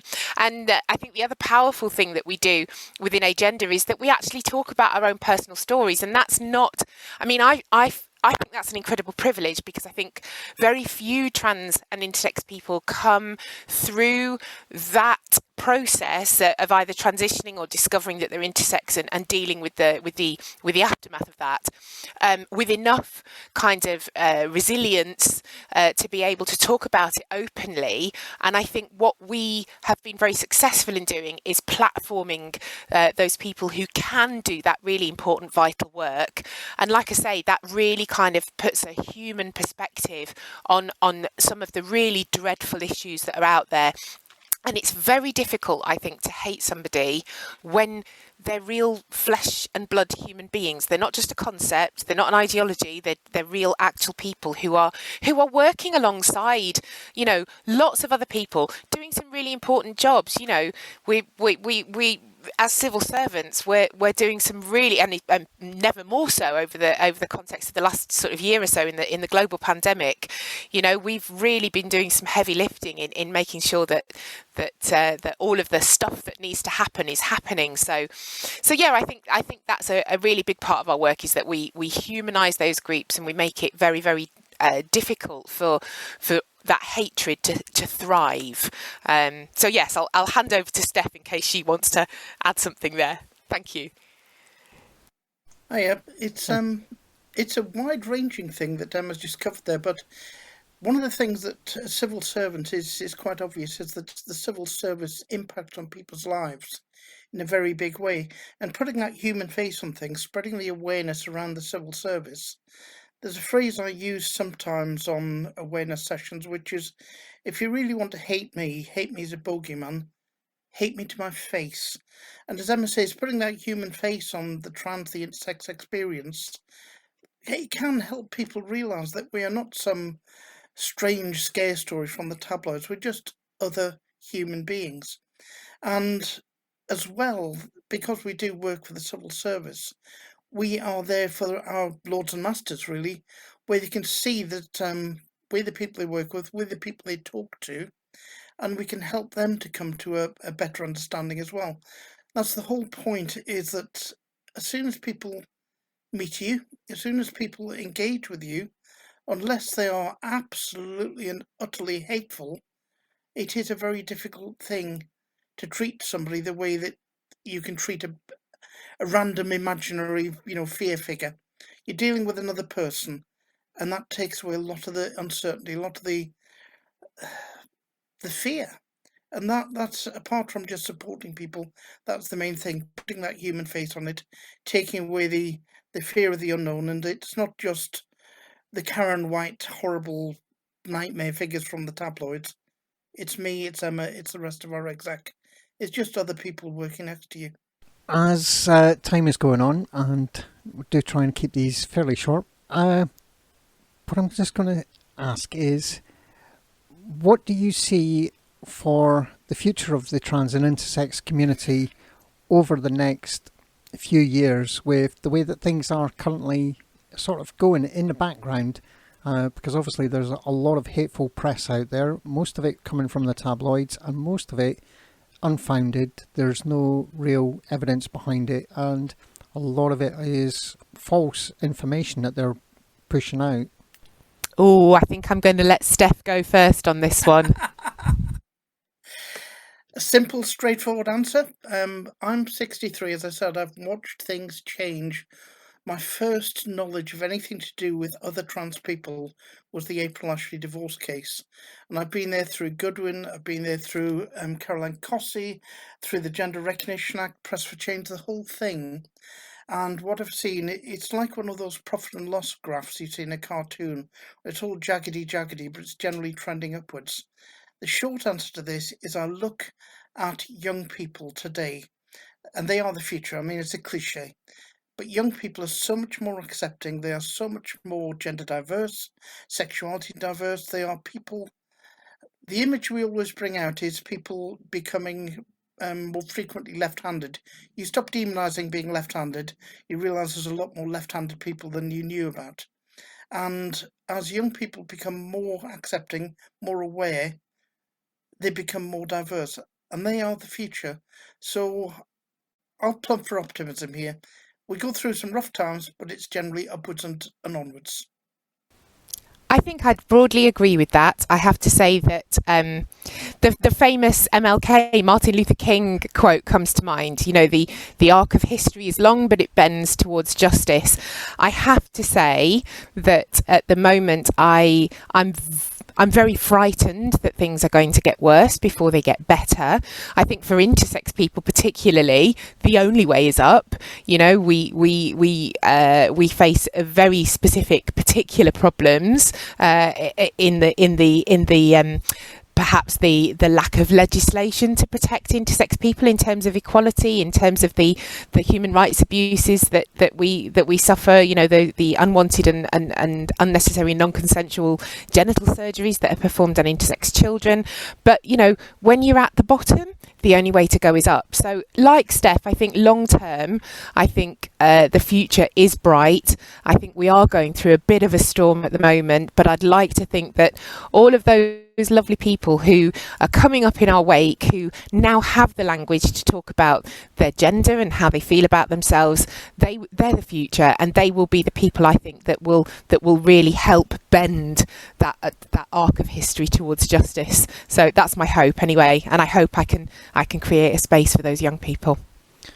That's exactly my feeling as well. I truly believe that, yes, we have gone through or are going through a bit of a dark time, but common sense is prevailing, and statistics are showing that the vast majority of the population are accepting, especially the female populace, not necessarily the male populace, but the female populace are far more accepting, and obviously the younger generation definitely more accepting again, which is probably explains some of the reason why there are more of them coming out as it is.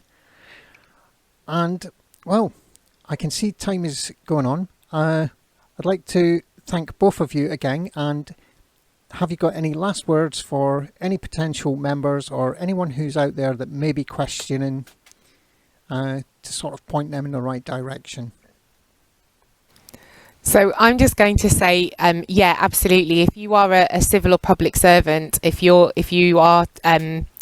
employer is a government department or agency or related to a government department or agency, please consider joining us as a member. We will look after you. And yeah, I think, like I say, hold on to that hope. We've talked about hope. We've talked about the fact that far more people are inclusive than exclusive. I think there's a very vocal minority. I think I think as a feminist, you know, I know that my inclusive feminism is going to prevail. I know that there is more of us than there are of them, those exclusionary people. So yeah, just, you know, even if you can't join us as a member, you're okay. We're going to get through this as a community. We're all going to support each other, and we're going to get through this, and we're going to come out the other side, and it's going to be all right. Just, I really believe that. Hold on to that hope in your heart, even in your darkest moments.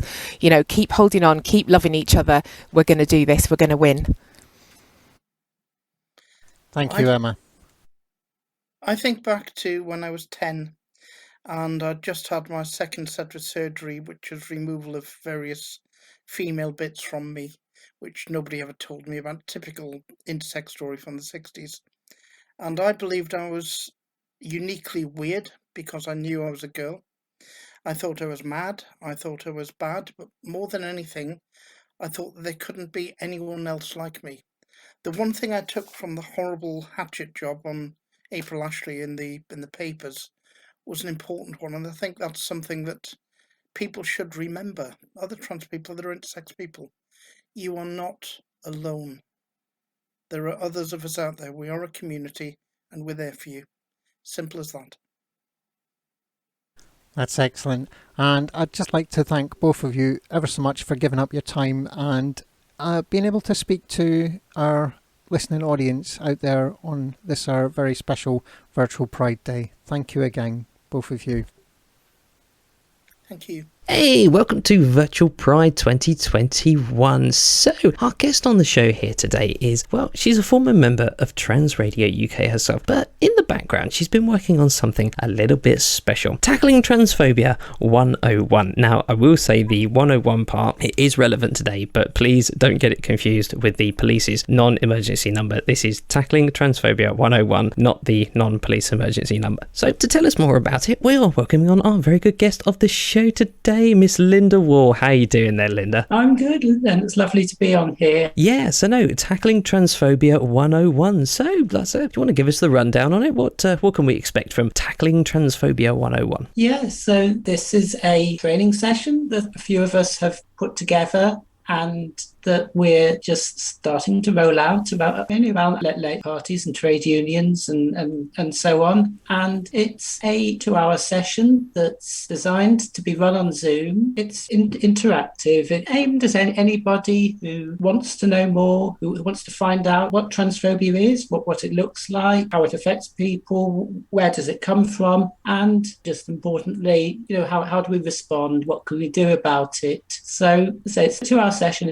and it's not just presenter talking. You get some slides, some information given, but there's like group exercises that are part of it as well. So there's an opportunity for people to discuss and learn from one another. Ah, that's absolutely fantastic. I'm surprised that no one's ever come up with this before, to be honest. I think this is absolutely fantastic. An actual direct teaching to practically anybody on how to recognise transphobia and essentially to call it out. I mean, even if you aren't trans yourself, knowing what transphobia looks like, you're sort of in a better position to help other people who are transgender. Absolutely, and you know, that's why it's really, really important to reach out to people who don't consider themselves part of the trans community, but because in the trans community we are quite a small community and we're trying to live our own lives as well. You know, it's not like everybody in the trans community is automatic, you know, because you're trans, that you're going to be out in the world and fighting all the battles for trans people. So having allies is very important. People who understand something, got different levels of awareness of the things that we're going through and are prepared to say, I stand with trans people, these are my pronouns, and take part themselves in some of these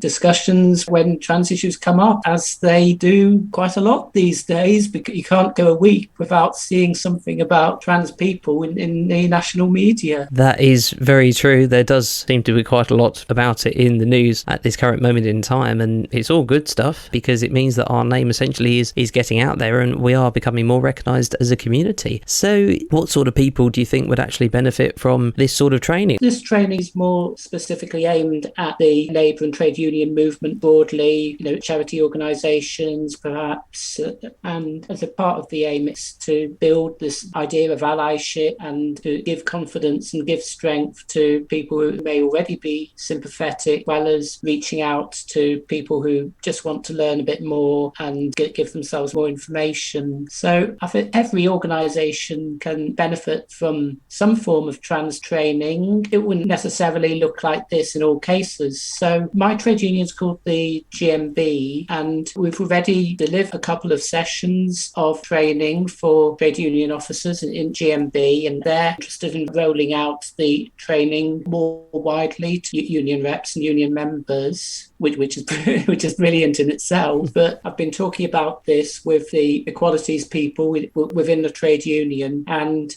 what we've been saying is that before we have this training, there's a need for a more general awareness training, just having trans people talking about their lives and their experiences, perhaps introducing a number of general concepts and having a broad training session which is aimed at, and very broadly at a wide level of people. Yeah, I think having this sort of information spread as far and wide as possible as the trade unions and places like that is a fantastic place to start, because obviously when you look at the statistics and things like that, the vast majority of transphobia occurs in the workplace. So talking to the trade unions and things like that is a perfect place to start, I would have thought. Absolutely, and I think trade unions are natural allies for trans people, because if you're a trans person in the workplace, and for instance, if you're somebody who's thinking about transitioning and coming out, it'd be a scary thing for anyone. I mean, you've got so many things to worry about, worrying how my work colleague going to react.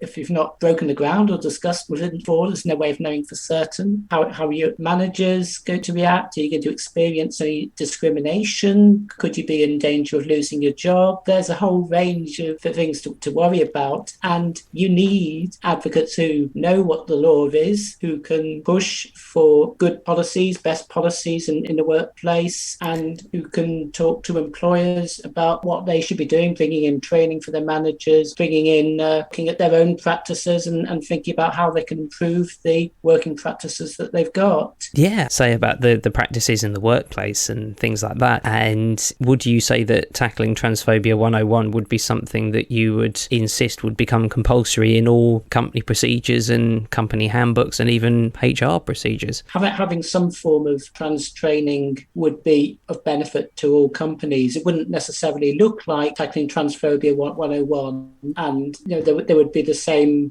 kind of discussion we've been having with the GMB as to whether a more broad-based training would be more appropriate for particular workplaces. There's particular training designed to be rolled out through the labour movement. So there you are. You've been listening to Linda Wall talking about tackling Transphobia 101. So Linda, how can we find out about this amazing work that you're doing? Basically, anybody who belongs to an organisation, the organisations that I've described, if you're in a trade union branch, Labour Party branch, or maybe working somewhere in the voluntary sector, something like that, then get in touch and we can talk about hosting a session for organisations. Yeah, well, that's absolutely fantastic. So there you go, Linda Wall's Tackling Transphobia 101. So I just want to say thanks so much for coming on today, Linda. It really is greatly appreciated. Oh, thank you. Lovely to be here.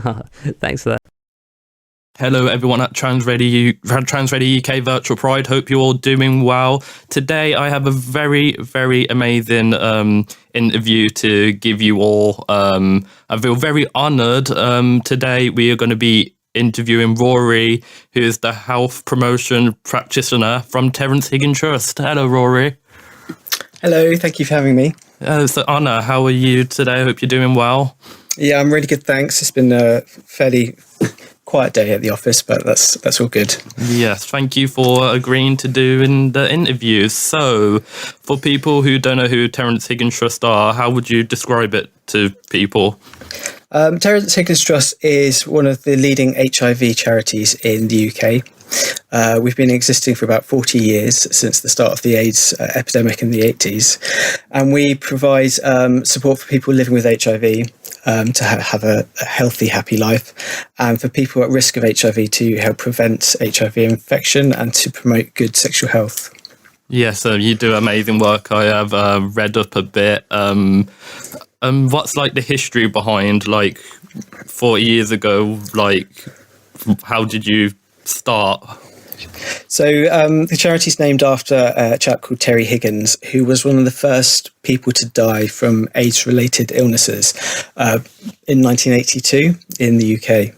And a group of his friends got together and decided that they needed to do something about the growing number of particularly young gay men who were dying from AIDS-defining illnesses. So thus began the Terrence Higgins Trust. And in the past 40 years, we've been campaigning for better understanding and knowledge about HIV and for prevention of HIV infections and supporting people affected by HIV. Yeah, that is amazing, because I'll touch on it a bit more, but like It's a Sin, for example, like, because I'm 20, growing up, I never knew about HIV, never knew about the history. So it's like, it's sad, but amazing at the same time how like a TV show can spread awareness as well. Like, I was reading on an interview that in like the first 2 weeks of it coming out, it had 6.5 million views. So it's like TV shows and then the works Terrence Higgins Trust do. I just find it amazing how the knowledge is getting out there now. And like, if people don't know what It's a Sin is, it's follow like a group of friends during the 1980s AIDS crisis. And like, because it's a TV show, it feels like you know them well, if that makes sense. So it's like, it's amazing how shows can do it. And I've got a question, basically, because like there's Pose as well, not just It's a Sin. And of course, February of this year was HIV Testing Week, where celebrities and people were spreading awareness through their social media. Do you think it's helped with HIV testing increase? Yeah, absolutely. So It's a Sin was amazing as a sort of a TV event, and also for bringing together community. I'm a little bit older than you. I'm 38. So I remember growing up in the 80s and being terrified of it and not understanding what it was.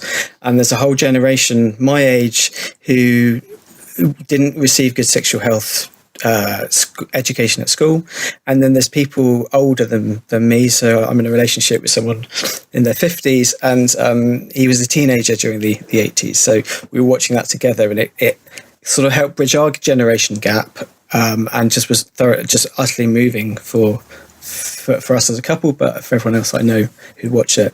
And lots of people were moved by it, and there was a increase in people participating in HIV Testing Week in February because of that, realising that to help combat HIV, you need to know your status, and to do that, you just need to test. And that testing these days is really simple. I work in the clinic at Brighton and Hove THT, and I was testing people just this morning. It takes 10 minutes. It's a little pinprick of blood, and you find out your result within moments. Knowing your status is so key to kind of ending the epidemic. Yeah, it's like amazing, because like I was reading up, because I was doing research before this, that I was reading that there was a 4-fold increase of HIV testing from the previous weeks you've had, and people like to call it It's a Sin effect. People believe that because of It's a Sin and the awareness that spread, a lot more people have gotten tested. And I read as well that Terrence Higgins Trust actually had to ask for like 10,000 extra tests because it was that everyone done it. It's been really amazing. And I think kind of the contrast as well, people kind of see how bad things were in the 80s and how much ignorance there was and how people were scared to test because they didn't want to know the result. They didn't want to know that they were effectively being, back then, handed a sort of a death sentence. These days, the reality is so different. If you get put on medication, then an effective treatment, then within 6 months you become what's called undetectable, which means you can't pass on the virus to anyone else. And the prognosis is good. Most people go on to lead a really long and healthy life as though that they were HIV negative. So there's nothing to fear about an HIV test these days, and there's everything to gain by having one. And collectively, if we all do it, we smash the stigma of having a test. Yeah, it's like amazing, like you said, now thanks to science and if you can just live a normal, healthy life now. And I've heard people say, because I know people who lived through the 80s AIDS epidemic, they used to say it's a death sentence. It's not like that anymore, which is amazing. Not at all. Right. The next question, in case people wanted to know, how can you get access to a HIV testing kit? Right, so there's loads of ways now, which is brilliant. Unfortunately, it is a bit of a postcode lottery depending on where you live. Even within the UK, it varies from country to country and from county to county. If you live in a big place like Brighton or London, and I should imagine places like Manchester too, then you'll have lots of options. You'll have NHS clinics, you'll have community LGBT clinics, and you'll have things like Terrence, Higgins Trust, where you can do a walk-in, go in and get a HIV test, as well as a full sexual health screen then and there. Most big cities and towns will have a NHS sexual health clinic, and that would generally be your port of call. However, in the past year, because of COVID, a lot of sexual health clinics have only been seeing people who have symptoms of an STI. So you can get online self-test kits now. Terrence Higgins Trust sell them for a reduced price on their online shop. And depending on where you are in the country, it might even be free if your local authority has prepaid for them. And there's other places as well. I think there's a website called freehivtesting.com where they'll send you a kit, and it's a self-sampling thing. So you take a little sample of blood and you post it back and you'll get your result within a few days. That is amazing. Thank you. And as well now, thanks to science once again, there's a thing called PrEP, which I'm on, which is quite amazing. What is PrEP? So PrEP, it's a short word for a long phrase. It stands for pre-exposure prophylaxis. What that means in layman's terms is it's a pill you take prior to having sex to prevent getting HIV. Depending on who you are, what your body is, and who you have sex with, depends on what they recommend the way you take PrEP. If you're trans, then the recommended thing to do is to take PrEP every day. And it's just one pill. You take it at the same time every day, and that will prevent you from getting HIV. So if you are having sex with someone who's HIV positive, whether they know it or not, then you will be protected. It's brilliant. It's now available on the NHS. I myself was taking it for a few years, and it's revolutionized sex for me because it's taken away the worry of HIV from having sex, and I can just have fun. It doesn't prevent STIs, so it won't protect you from STIs like syphilis and gonorrhea and chlamydia, which are the most common ones in this country. But those infections are treatable. Whereas HIV, once you get it, you have it for the rest of your life. And so PrEP protects you from that. Yeah, like you just said, like I've heard people from the older generation again, who lived through the 80s AIDS epidemic, saying like if they had that, it would have put a whole lot of stress off the shoulder. Yeah, especially once they found out what HIV was, it's like, like it just put a whole stress off the shoulder. They can have a lot more fun, as you said. Yeah, it's just like totally. It's just amazing now that science has come this far. Yeah, and I find it really affirmative as well, that it's not just about preventing HIV infection, but it sort of affirms that sex can be pleasant and enjoyable, and you don't have to fear it. And I think for LGBT people, whether you're trans or you're cis or you're gay or straight, that there's a lot of shame and stigma about your queerness that comes into sex. And I found, from my own personal experience, taking PrEP took that away, and I could just enjoy sex because there wasn't this looming fear that's come from years of stigma around HIV. Yes, I agree with you there. Of course, to continue talking about PrEP, there is different ways of taking it. Like, what are they, and which one do you think's best or recommend? So I recommend for trans people, whether you're, regardless of your gender identity or what body parts you have, is to take it every day. The reason for this is because there's not a huge amount of evidence of how well it works in different types of trans bodies. And by taking it every day, you can ensure you've got enough of the medication in your body to prevent any HIV infection. If you are a cisgender man, then and you're having anal sex, then you can have it what's called event-based dosing, which means that you take a pill maybe the day before. Say you knew you're going to have sex on Saturday night. You take the pill a couple of days. You take it on Friday and Saturday and Sunday, and that will cover you for that sex that you have on Saturday night. But it's much better to take it every day, because that way you just know you're covered. But it depends on who you are and what your needs are, though. Perfect, thank you. And of course, you mentioned it was free on the NHS. I believe it got off around July 2020, I believe. Correct me if I'm wrong. It started to get on an NHS. Yeah, so last year, despite the pandemic, PrEP was announced to be routinely commissioned in England, which means that local authorities would be kind of would be able to, through public health, prescribe PrEP. Prior to that, you had to be on a clinical study in order to be able to get it. So it's really good news. That means that regardless of where you are in the country, if you need PrEP, then you should be able to be prescribed it. And because it's through a sexual health clinic, it's also free. That's good. Like, if someone's interested, how do they go about getting PrEP from the NHS? Well, if you're interested about PrEP in general, there's a website which is called Prepster. So prepster.info, and they give you lots of advice and information about PrEP. If you think it's for you, then you need to go and discuss that with a doctor, a sexual health doctor. So go to your nearest NHS sexual health clinic and speak with them about it. Is there any criteria that has to be met, or?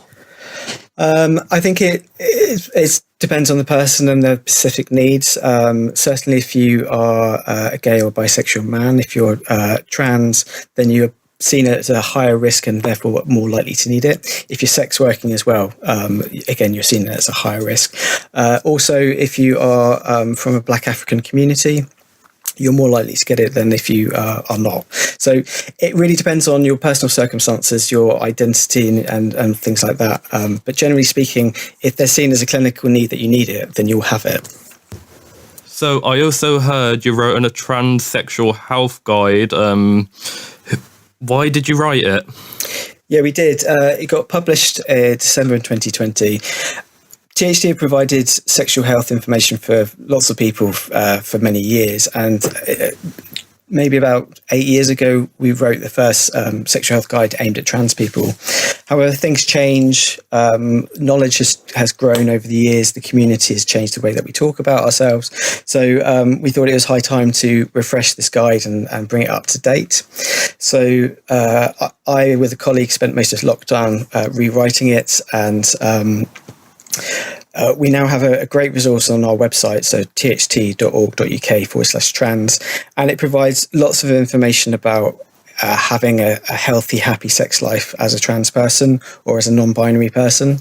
It's broadly divided into two camps of sort of trans feminine and trans masculine, but it provides lots of information about everything from sexual health to HIV to things like cancer screenings and how hormones might affect HIV medication and all of that. So it's comprehensive, but there's also lots of links to other places to get support.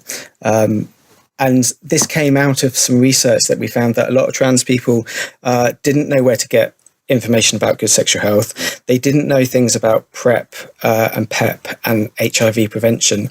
And they kind of, generally are screaming out for some good, up-to-date information. So that's why we did it. And so far, it's been really well received. Well, thank you. And like you said, thank you for your work, because like you said, times have changed. And so it's like important for up-to-date information. And so, thank you for that. Welcome. So who else did you write it with? So I wrote it with a colleague of mine who works up in London who identifies as non-binary. I myself am a trans man. So we did the writing of it, but we also brought in colleagues like Dr. Kate Nambier, who's a trans woman and a clinician at the Sexual Health Clinic here in Brighton, and also works at a gender identity clinic, to sort of peer review what we had written to make sure that it was medically sound. And we also spoke to the community and got them to read it and sort of comment and give us feedback on what we'd written. So it was kind of written really in a partnership with quite a few of us, maybe about 10 people in total, sort of contributing and adding and changing things. Well, that's good to hear as well, because like you said, you're trans yourself, other people are trans or non-binary who outwrote it, so it's, do you see what I mean? Like, because you're a part of the community, it makes it more... Absolutely. That's the most important thing, is that it's information about us written by us. And I think that's a really key thing when you're trying to engage with the community, is it's nothing about us without us. And that includes when we want to educate, that we need to be peer educators in that way. Yeah, so that, like, hearing that's amazing, like you said, because you're trans and other people who wrote it are non-binary or trans herself, it helps, like, give it... It's because it's about you guys. It helps you, like, more instead of someone who isn't trans writing it. Absolutely. Thank you. Thank you for interviewing today. Yeah, I hope you have a good rest of your day, Rory, and thank you for interviewing. No problem. Thank you for having me. Have a good rest of your day and goodbye. Bye.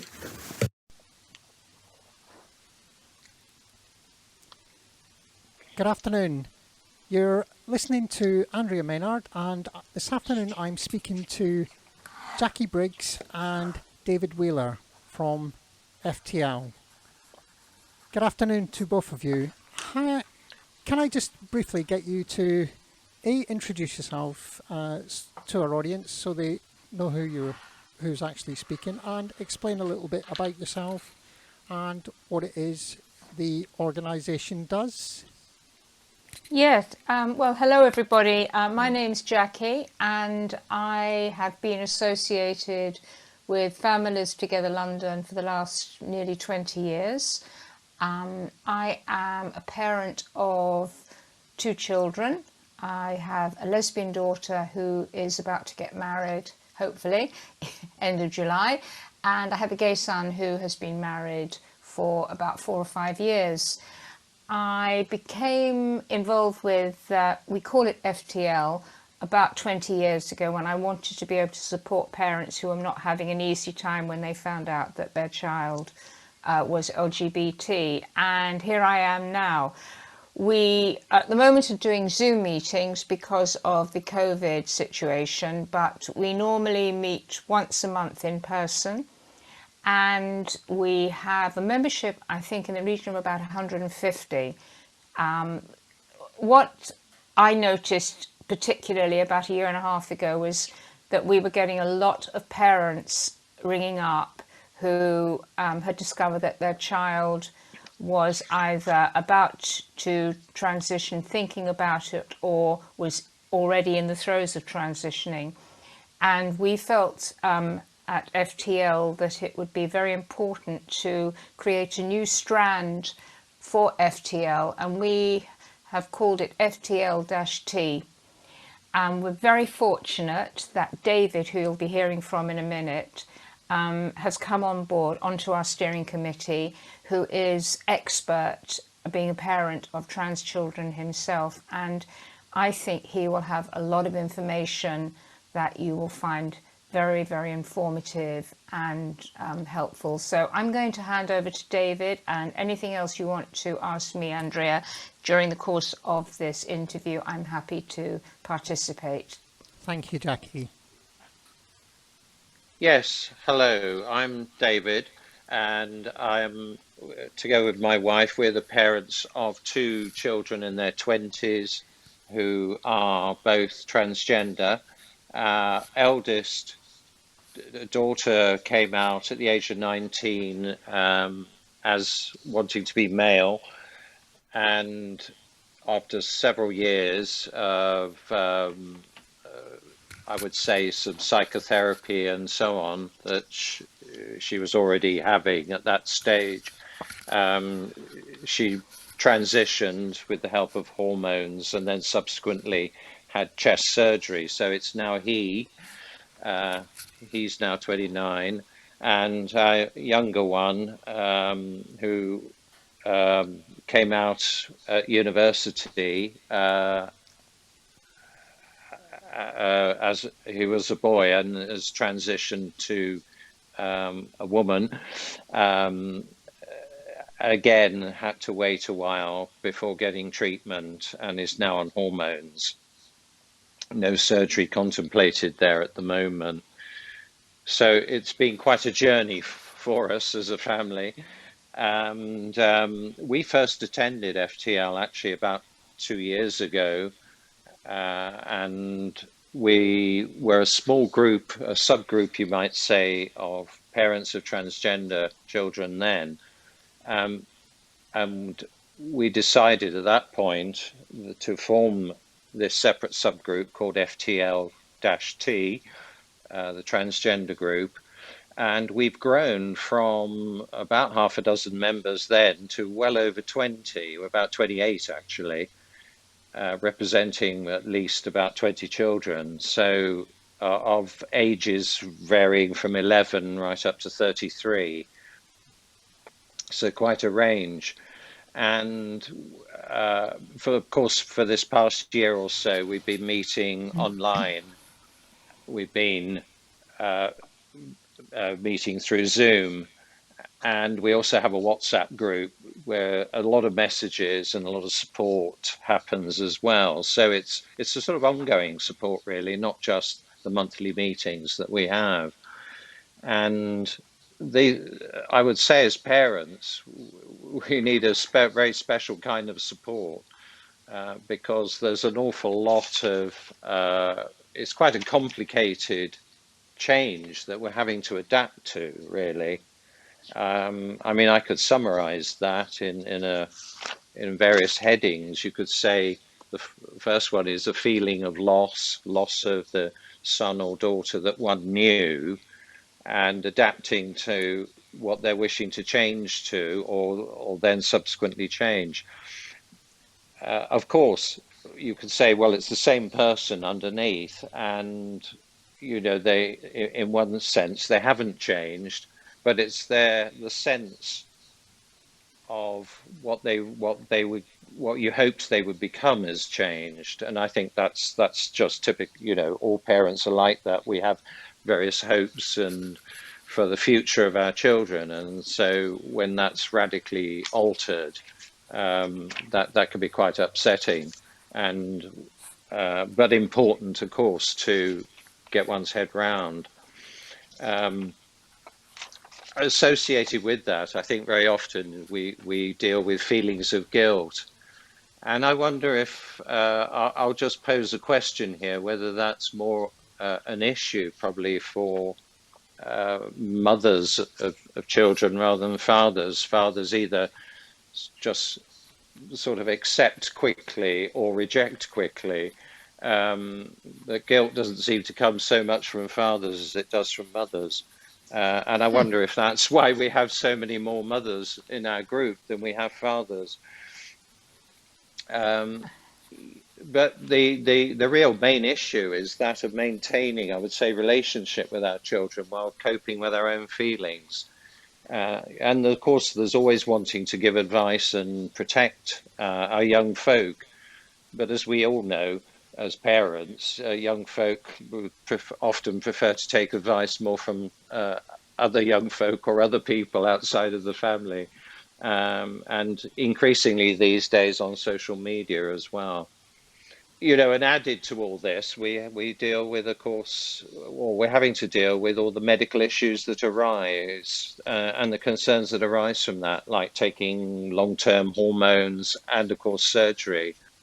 And then there's a whole load of mental health issues as well that are often associated.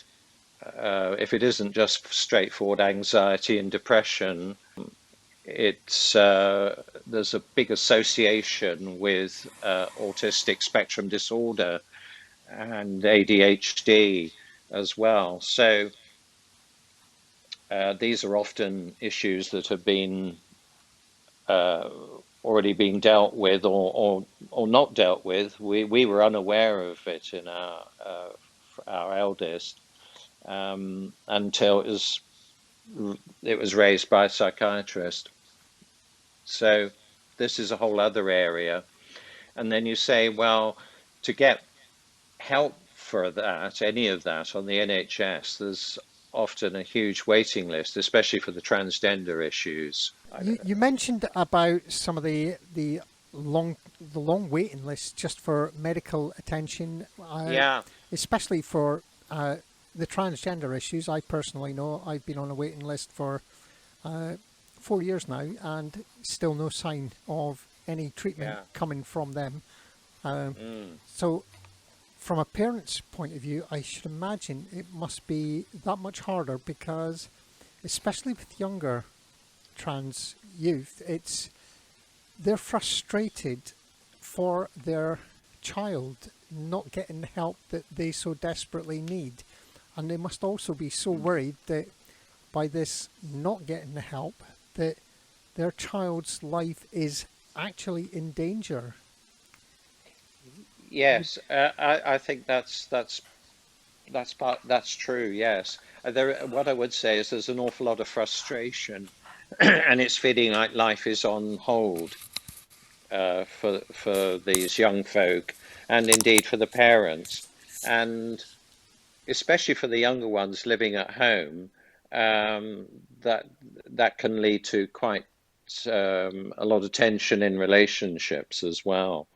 And the only way to circumvent it at the moment, this lack of NHS provision, which I know the government have said they are promising to expand, but not by a huge amount that I can see. The only other route, of course, is a private route, and that can be very expensive. If you, for example, for psychotherapy, and then for moving on and getting hormones treatment, or heavens above, surgery, that would be exceedingly expensive. Just the surgery on its own is vastly expensive. Not something that's offered on a regular basis by the NHS, but there are certain levels of surgery which you have to have that formal diagnosis from the NHS of gender dysphoria before you can progress. So yes, that in itself, that waiting. I know from my own personal experience, before I went on hormones, it was very, very dark. So, and I'm an elder trans woman, so it's not quite so difficult for me. It was difficult, but it wasn't quite as difficult as it is for the youth today, because they've actually had a chance to understand who they are at a much younger age.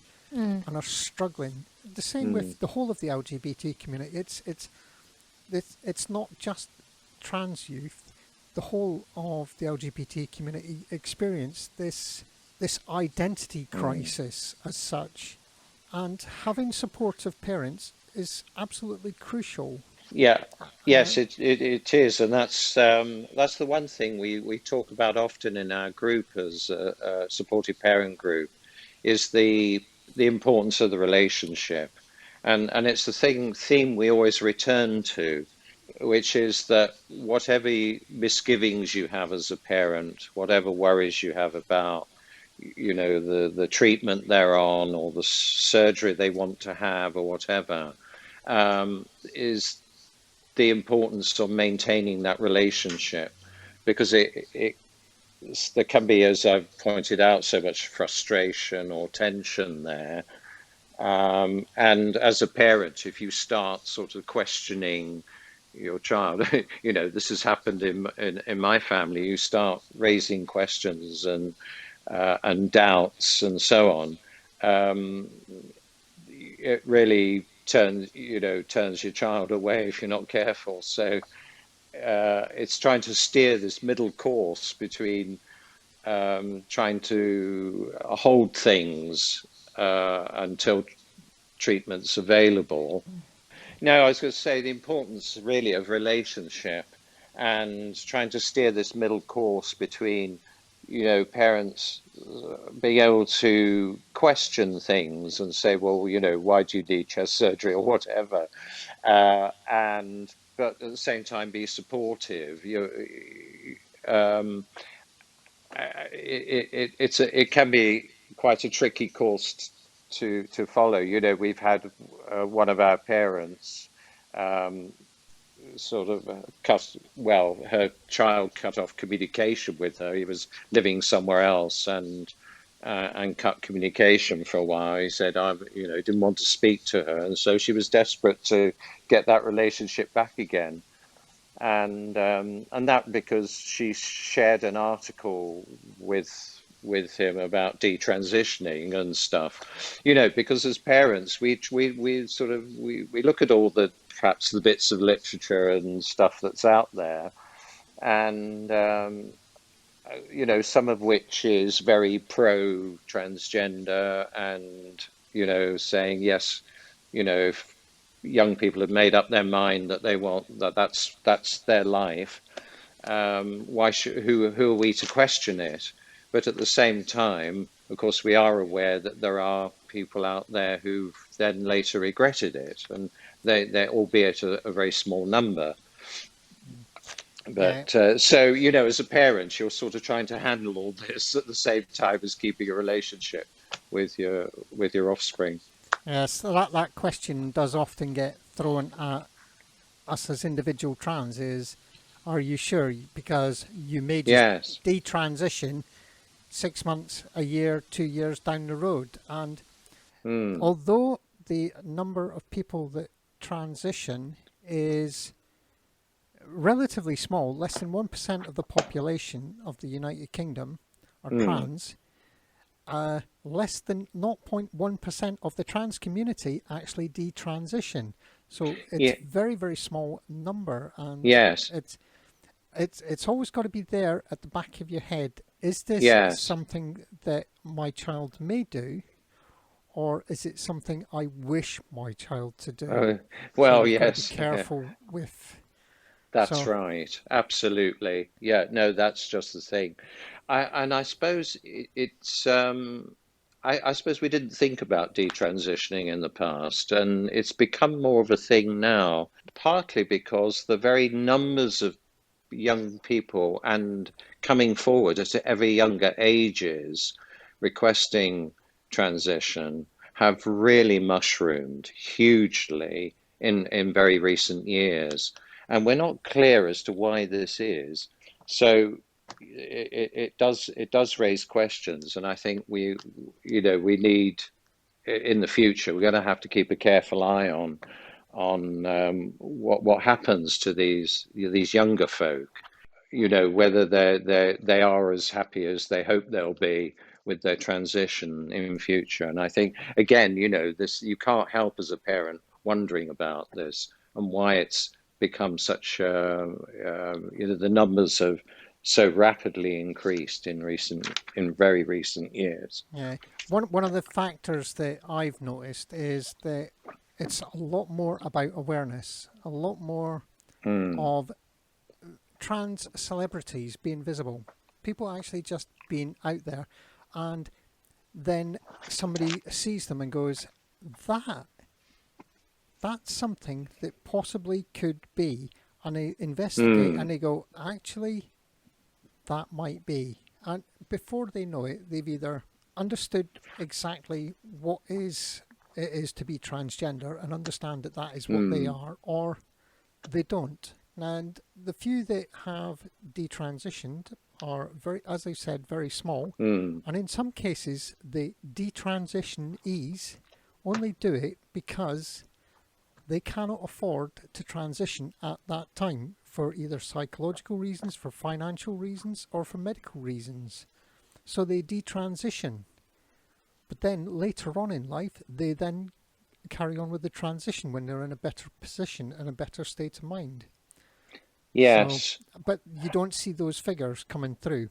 And no, I think that's the thing. It'll be very interesting to see how it all pans out in future, and I think one can't help have some concern about it, and certainly so some of our parents do. But the fact is, though, for individual parents dealing with their child or children who have come out, that because I have a sort of medical background myself, I inevitably do think in sort of the bigger picture of what's happening on the transgender scene in terms of the numbers of especially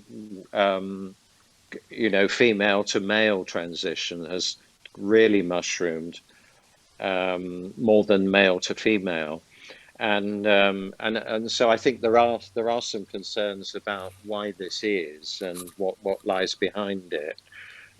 So I can't help as a professional having some sort of side worries about it. But that said, for me as a parent, ultimately it's about the relationship, supportive relationship that I have with my own children, and that's paramount. Excellent. And I think that's what we talk about in our support group.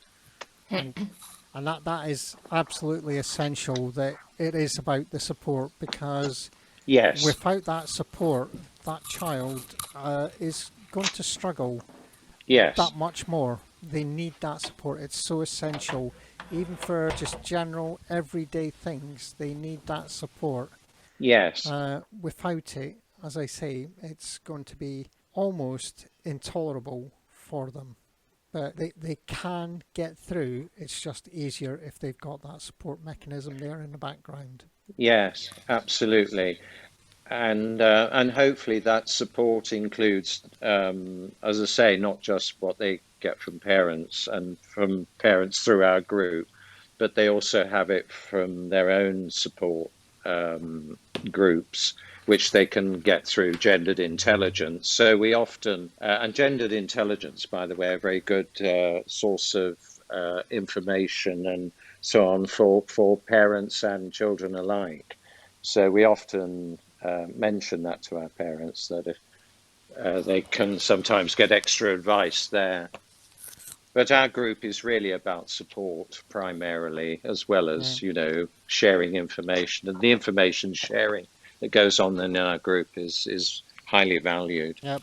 I think that itself is crucial to any members of the LGBT community, is that getting the right information and showing the support and the care. Right? Yeah, absolutely. And right, I know time's going on, so Yeah. Just going to quickly ask for final comments. Have you got anything to add, Jackie? Yes, well, I learn a lot when I listen to David.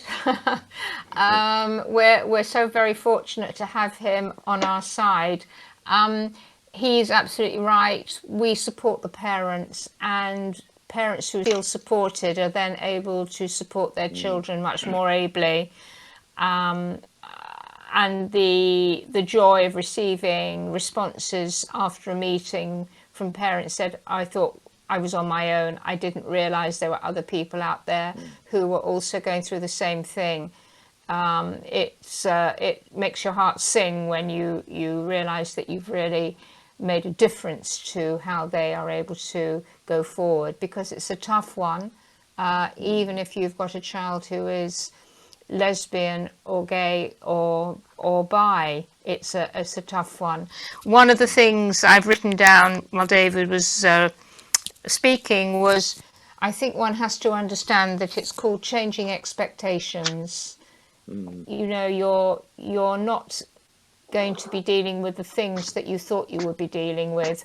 But I, for one, have found that having a lesbian and a gay child enriching. It's taught me a lot.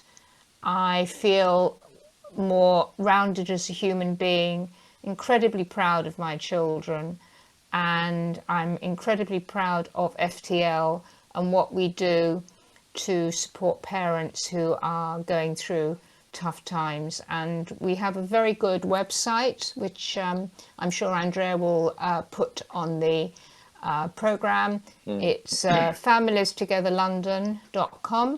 We have helpline, and you can send an email, and then you will be got in touch with, and you will then move forward and hopefully find peace and understanding. I don't think I can say any more personally, but I do hope that whoever is listening is helped by this program. Thank you ever so much. And I'd just like to say a massive thank you to both yourself, Jackie, and to you, David, for taking the time to speak to me this afternoon, and to our audience at our virtual Pride. Thank you again. Thank you. Hi everyone, it's me, Hazel Dean, wishing you a wonderful and happy Trans Pride.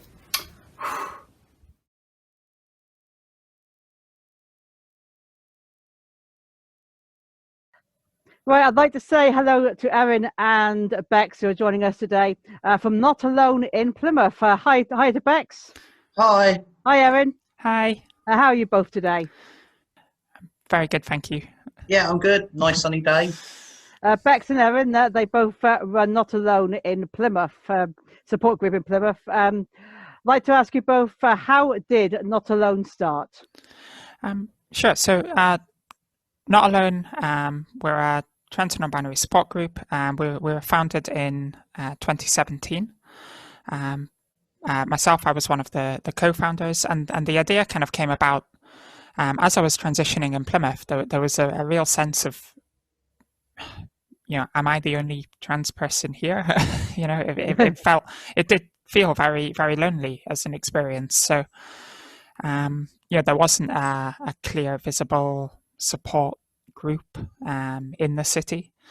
The nearest one was in Turkey, Transfigurations. Oh yeah. So yeah. I actually started out going to that one, but that was quite a trek from Plymouth. And so, kind of about a year of going to that group. After that, we kind of realised that maybe we should set something up in Plymouth. There were a few of us from Plymouth going to that group at the time, so it seemed to make sense. I also had a sort of the spark that kind of led to us really going in earnest to set it up. It was Trans Day of Remembrance in November of 2016. I was just cycling home past the Hoe, and I remembered that there was going to be a memorial on the Hoe for Tudor. Yep.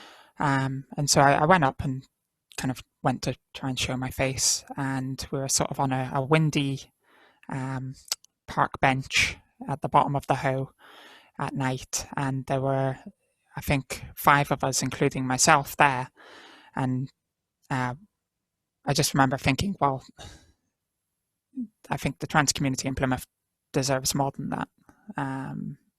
And I had like the same kind of conversation. There was a member of Devon and Cornwall Police Diverse Communities team there as well. And so we had a conversation about that. And he also expressed how they were finding it quite difficult to connect with the trans community in Plymouth, to encourage reporting of hate crime. I think in that preceding year, I think only 4 transphobic hate crimes had actually been reported.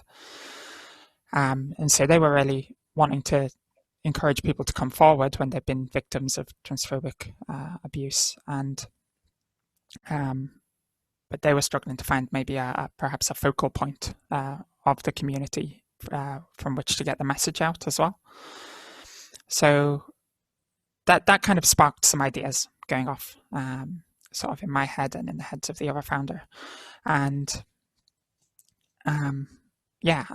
over time, we sort of turned those ideas into a bit more of a concrete plan. When we started, we worked out kind of like a mission and how we thought Not Alone should run. We wanted it to be visible because there wasn't a visible support group in the city at the time. So we wanted it to be open to everyone, so trans and non-binary people, their friends, families, partners, allies to the community could also come along. and we wanted it to be a regular thing, so easily accessible. So we thought the easiest way to do that is to say it's on the same evening every week where we'll run a support group. And so we settled on an evening that we could all do. And that's when sort of the Tuesday evening support groups kind of began. And we ran our first groups in March of 2017, and we had an official launch for Trans Day of Visibility in 2017.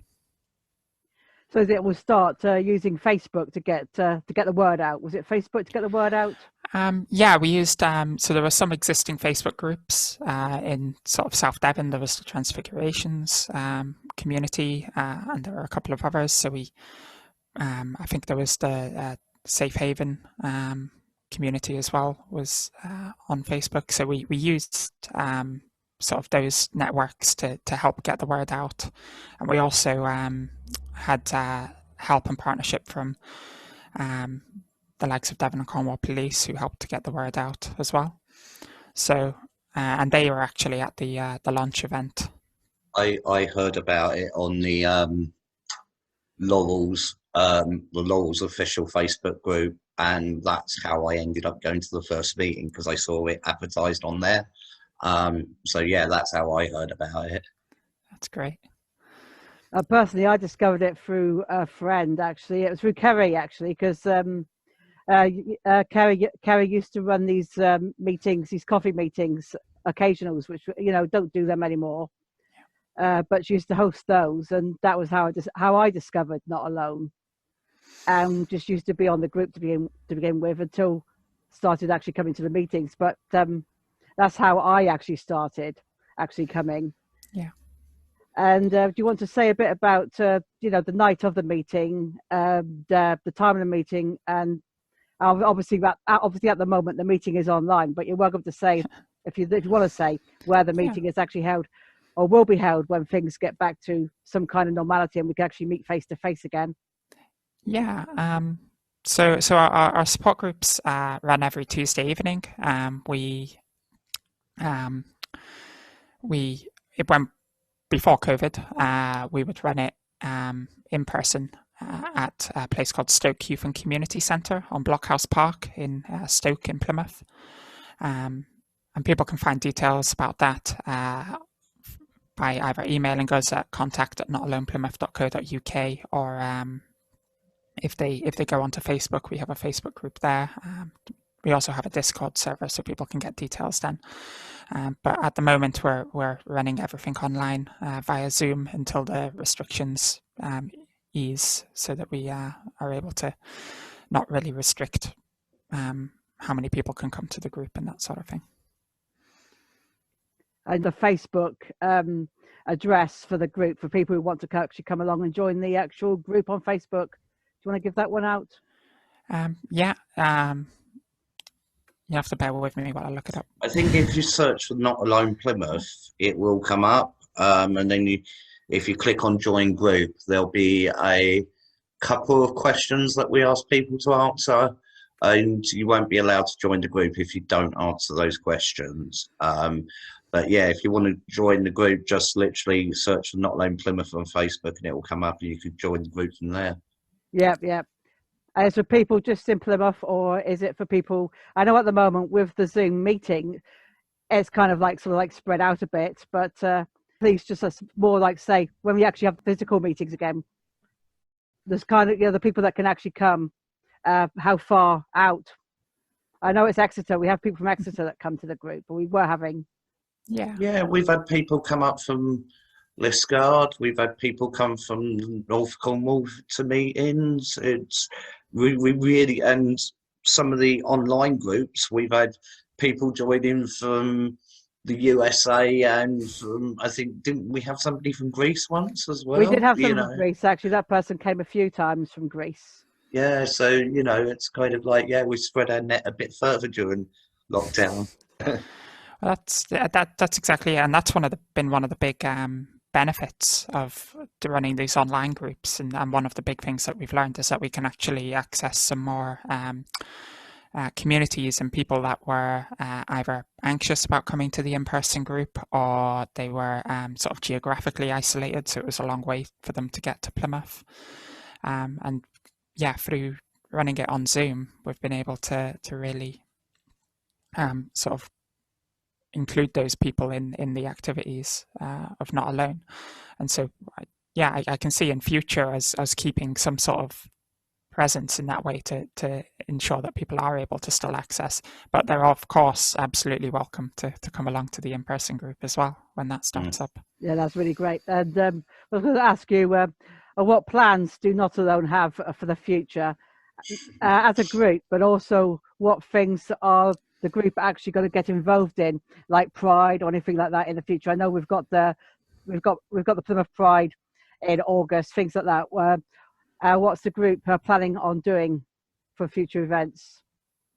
Well, we do quite a lot of outreach work. I mean, we've gone around to various organisations and sort of done trans awareness. I know Erin's done a lot at the university, and I've done stuff with the Court Advisory Service, and also starting to do stuff with the local football team, Plymouth Argyle.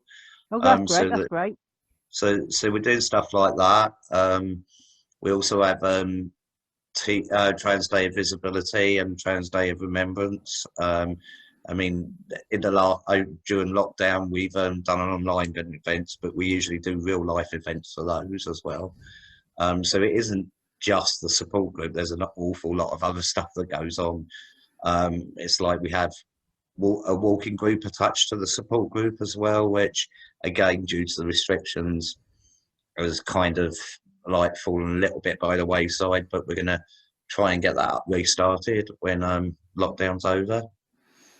Yeah, and we've been having some like park meetups when they've been allowed with the restrictions, and that, I can see that kind of thing maybe continuing, sort of activities outside of the peer support group. We've since founding, we've been involved in Plymouth Pride. We set up the first trans zone at Plymouth Pride, and I can see that continuing in the future in some capacity. Certainly for Pride this year coming up, we're looking at making sure that we have a presence. It's been relatively short notice, so we're not sure if we'll have a full-blown trans zone, but we'll certainly have ourselves there. We'll be marching in the parade. We'll be making sure that trans people have a place at Pride in Plymouth. And also, go on, Erin. No problem. So yeah, when other prides are running across South Devon, we've really been making an effort to sort of reach out to those before the pandemic, and so we'd like to keep that up in future. Also, I think another thing we haven't really mentioned, I know Erin did kind of refer to it earlier, is that we're also a third-party reporting centre for hate crime, and I'm very passionate that all hate crimes should be reported. And I mean, we've significantly increased the number of hate crimes that are being reported through working with the police and that third-party reporting, which means that people can report hate crime and they can choose to give as much or little information about themselves or the perpetrators they like, and they can also choose to remain anonymous, and also choose for the police to either investigate it or not investigate it. And as I say, so I'm really passionate about all hate crimes should be reported, and I'm really pleased that the group can help with that. I think that's really good as well. Yeah, being able to report hate crimes and that. If people can, the more people that actually stand up against these people, the better. I mean, hate crime sadly is something that's never going to go away. But if people can stand up and actually be able to say, it's happened, that I've had this happen to me, and not just think, oh well, I deserve it, because I know that some people feel that they actually deserve to be treated like it. Well, they need to realise that they don't deserve to be treated like it, and that it's wrong, and that it needs to be something needs to be done about it. Everyone well done for deserves to that. feel safe when they leave their house, and they deserve to feel like they're going to be able to walk down the street and not have things shouted at them Yeah. and not feel under threat. And that's why I'm so passionate about hate crime, because And at one sometimes point, it can be just words, can't it? Like I get it for certain things about me. I get people shouting things out at me as they drive past in their car or something. And it's not nice. It's just not nice. And some people can take it, some people can't. One of the things about the community group as well is that sort of we've got that space as well there to help support people. So as well as encouraging people to report hate crime, we can also support them through the process, but also support them in their own recovery from it. Yeah. Yeah, certainly from my own experience of being a victim of hate crime, having the support group there has been a real asset. I second that. I absolutely second that. I mean, the last one that happened to me in September last year, I wanted to cry in the middle of the city centre, and then I walked round the corner and bumped into somebody from group. It was almost perfect, but it was like, yeah, and just like knowing that there was someone else there that understood really helped. Touching back onto the question about sort of Not Alone's future plans as well, something that I'm really excited about for the future with Not Alone is that, well, earlier you mentioned that sort of Bex and I run Not Alone, but it's not just Bex and I. So how many are there? There's you two and yeah, so we've got there's 5 members on the committee at the moment, and that's been something that we sort of developed in the beginning of 2020, and then through lockdown was expanding the committee and bringing the committee into sort of the decision making and making it more of a democratic decision making process through Not Alone. And that's something I'm really excited about for the future, because we've had such an influx of great ideas from the committee, and I think that's really going to help us moving forward as well. so it's you two then, Erin, Bex. Do you want to name the other 3? Yeah, I'm just not sure whether they want to be named. Okay. Yeah. If you want to actually not name them, then that's fine. But there's 5 of you all together. Yeah. Well, it's good to talk to you today. I think we should wrap it up now. It's going to go on all day. It's great talking about it, though. Talking about Not Alone. The work that you're doing for Plymouth is just brilliant, and you've helped me a lot. And I know you've helped a lot of people. A lot. People that I've known years that I've actually seen at the group helped a lot. I mean, I won't name names, but some people like that I've known for a long time. And what you're doing is just so amazing to have a group that everyone can meet online at the moment and physically when it's able, to make people feel that there's somewhere where they can belong, somewhere where they feel they can fit in. It's just wonderful, because we need a world where everyone can just be the same and treated the same and not feel that they are different just because they're not classed as what they put in inverted brackets normal. And I hate that word normal, because I don't believe there's any such thing as normal. We are all normal in our own way, and we're all unique in our own way. I absolutely agree. Thank you for having us on. It's great to speak to you both. Look after yourselves. I'm Kai Piama, reporting for Trans Radio UK. We've been speaking with Erin and Bex of Not Alone support group for trans, non-binary, etc. in Plymouth. We've got Pixie here with us today from Safe Haven in Cornwall. She's going to tell us a lot about Safe Haven. So can you start by telling us about Safe Haven and how it started? Hi, Kai. Yeah, Safe Haven came about basically because there was nowhere in Cornwall that anybody with any gender variance could go and just be themselves safely. It started off as coffee days. Paula, my husband, he ran coffee days here, and they were popular, and word of mouth spread that there was somewhere you could go in Cornwall and dress and be you. And from that we started to do we did our first evening party, our first Saturday evening party in June 2015. That was the first one we held, and that was literally friends and friends of friends who came to the Batcave, because we're very lucky. Paul's got the biggest Batman collection in the UK, and it's all housed in the Batcave in our garden. We had our first get together in there of all our trans friends, and it just went from there. And it sort of grew from grassroots level. It came from a need, because more and more people were coming over, and then people were turning up here various times of the day and night just to sit and talk, because trans people and people exploring their gender, there's no way you can just go and talk to somebody who gets it. You know, as you know, the waiting list for the GIC is insane, and it was insane in 2015. I mean, it's completely insane now. Well, the COVID-19 just made it so much worse, isn't it? It's horrendous. So people used to just turn up here and we'd sit and have coffee and talk to people and let people work stuff out.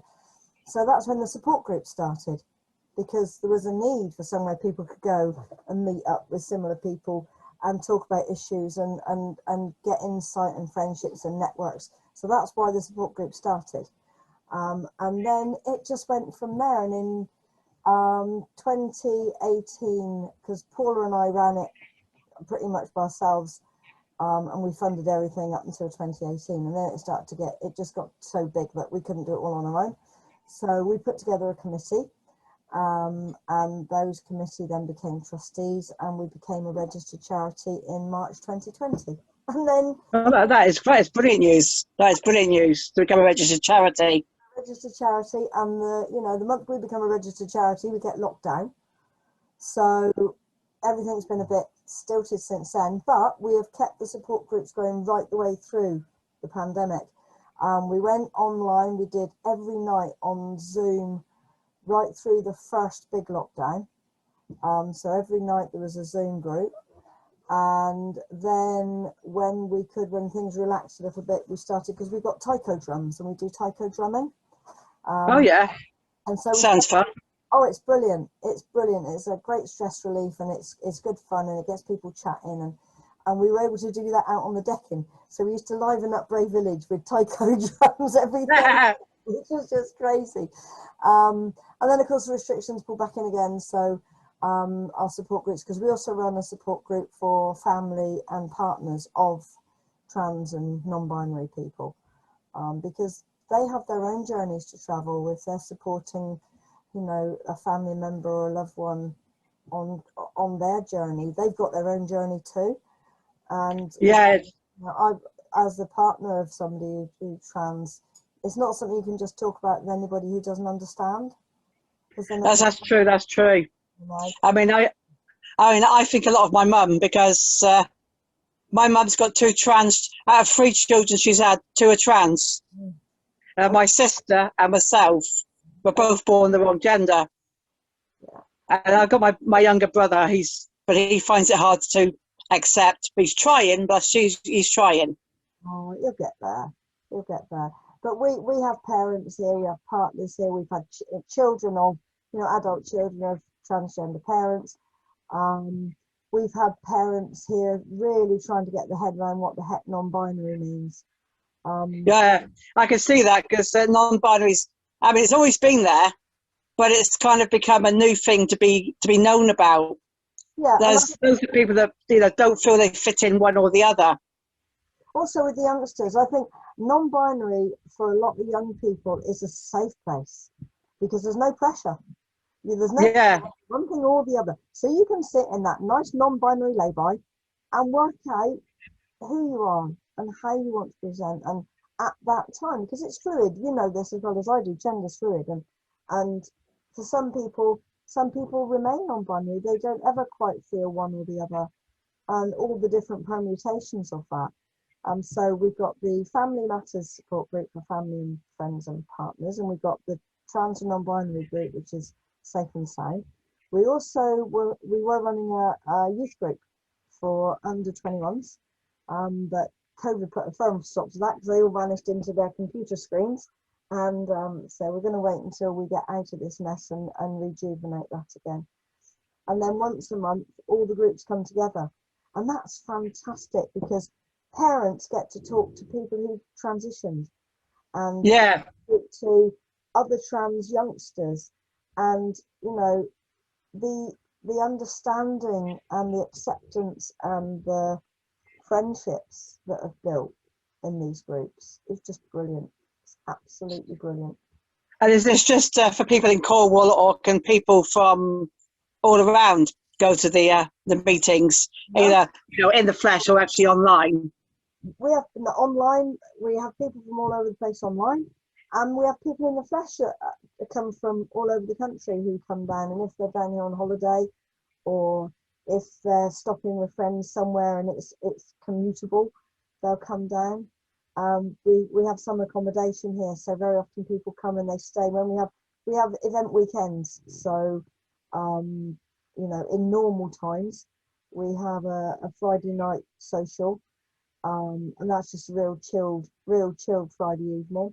And then on the Saturday we'll have some sort of workshop or a speaker, or we'll plan to go somewhere. We do trips out. We got funding, so when things open again, we got funding to go to Mount Zion. We got funding to go karting and axe throwing, but not at the same time. A bit dangerous at the same time, wouldn't it? So we've got all this funding to do things. So when things start to open, we can start to plan those events again. And people come from all over the place, and it's brilliant. It is brilliant, you know. I mean, we're a Cornish charity. We were set up to meet the needs of people from Cornwall and the Isles of Surrey, and you know, the weekly support groups and the sort of things like that tends to be predominantly Cornish people here. But the weekend events, we do get people come from other places, and that's just great.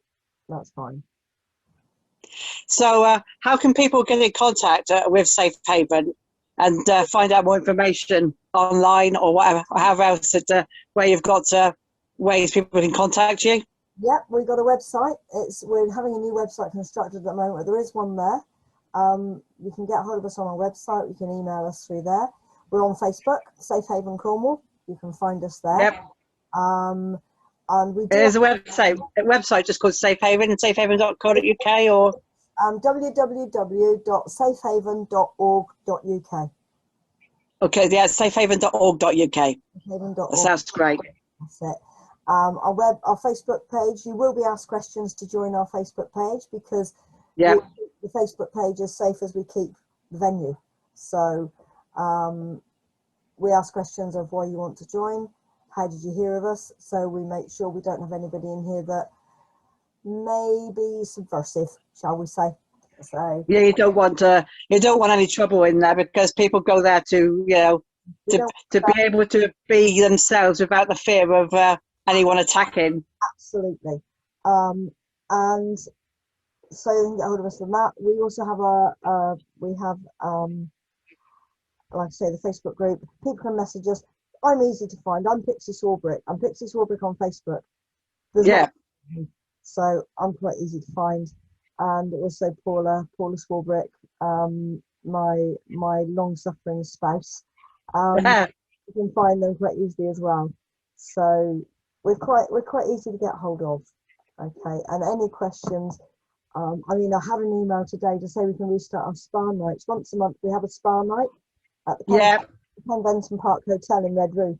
We hire their whole spa, so we've got the gym, the jacuzzi, the saunas, the swimming pool. We've got the whole thing just for Safe Haven.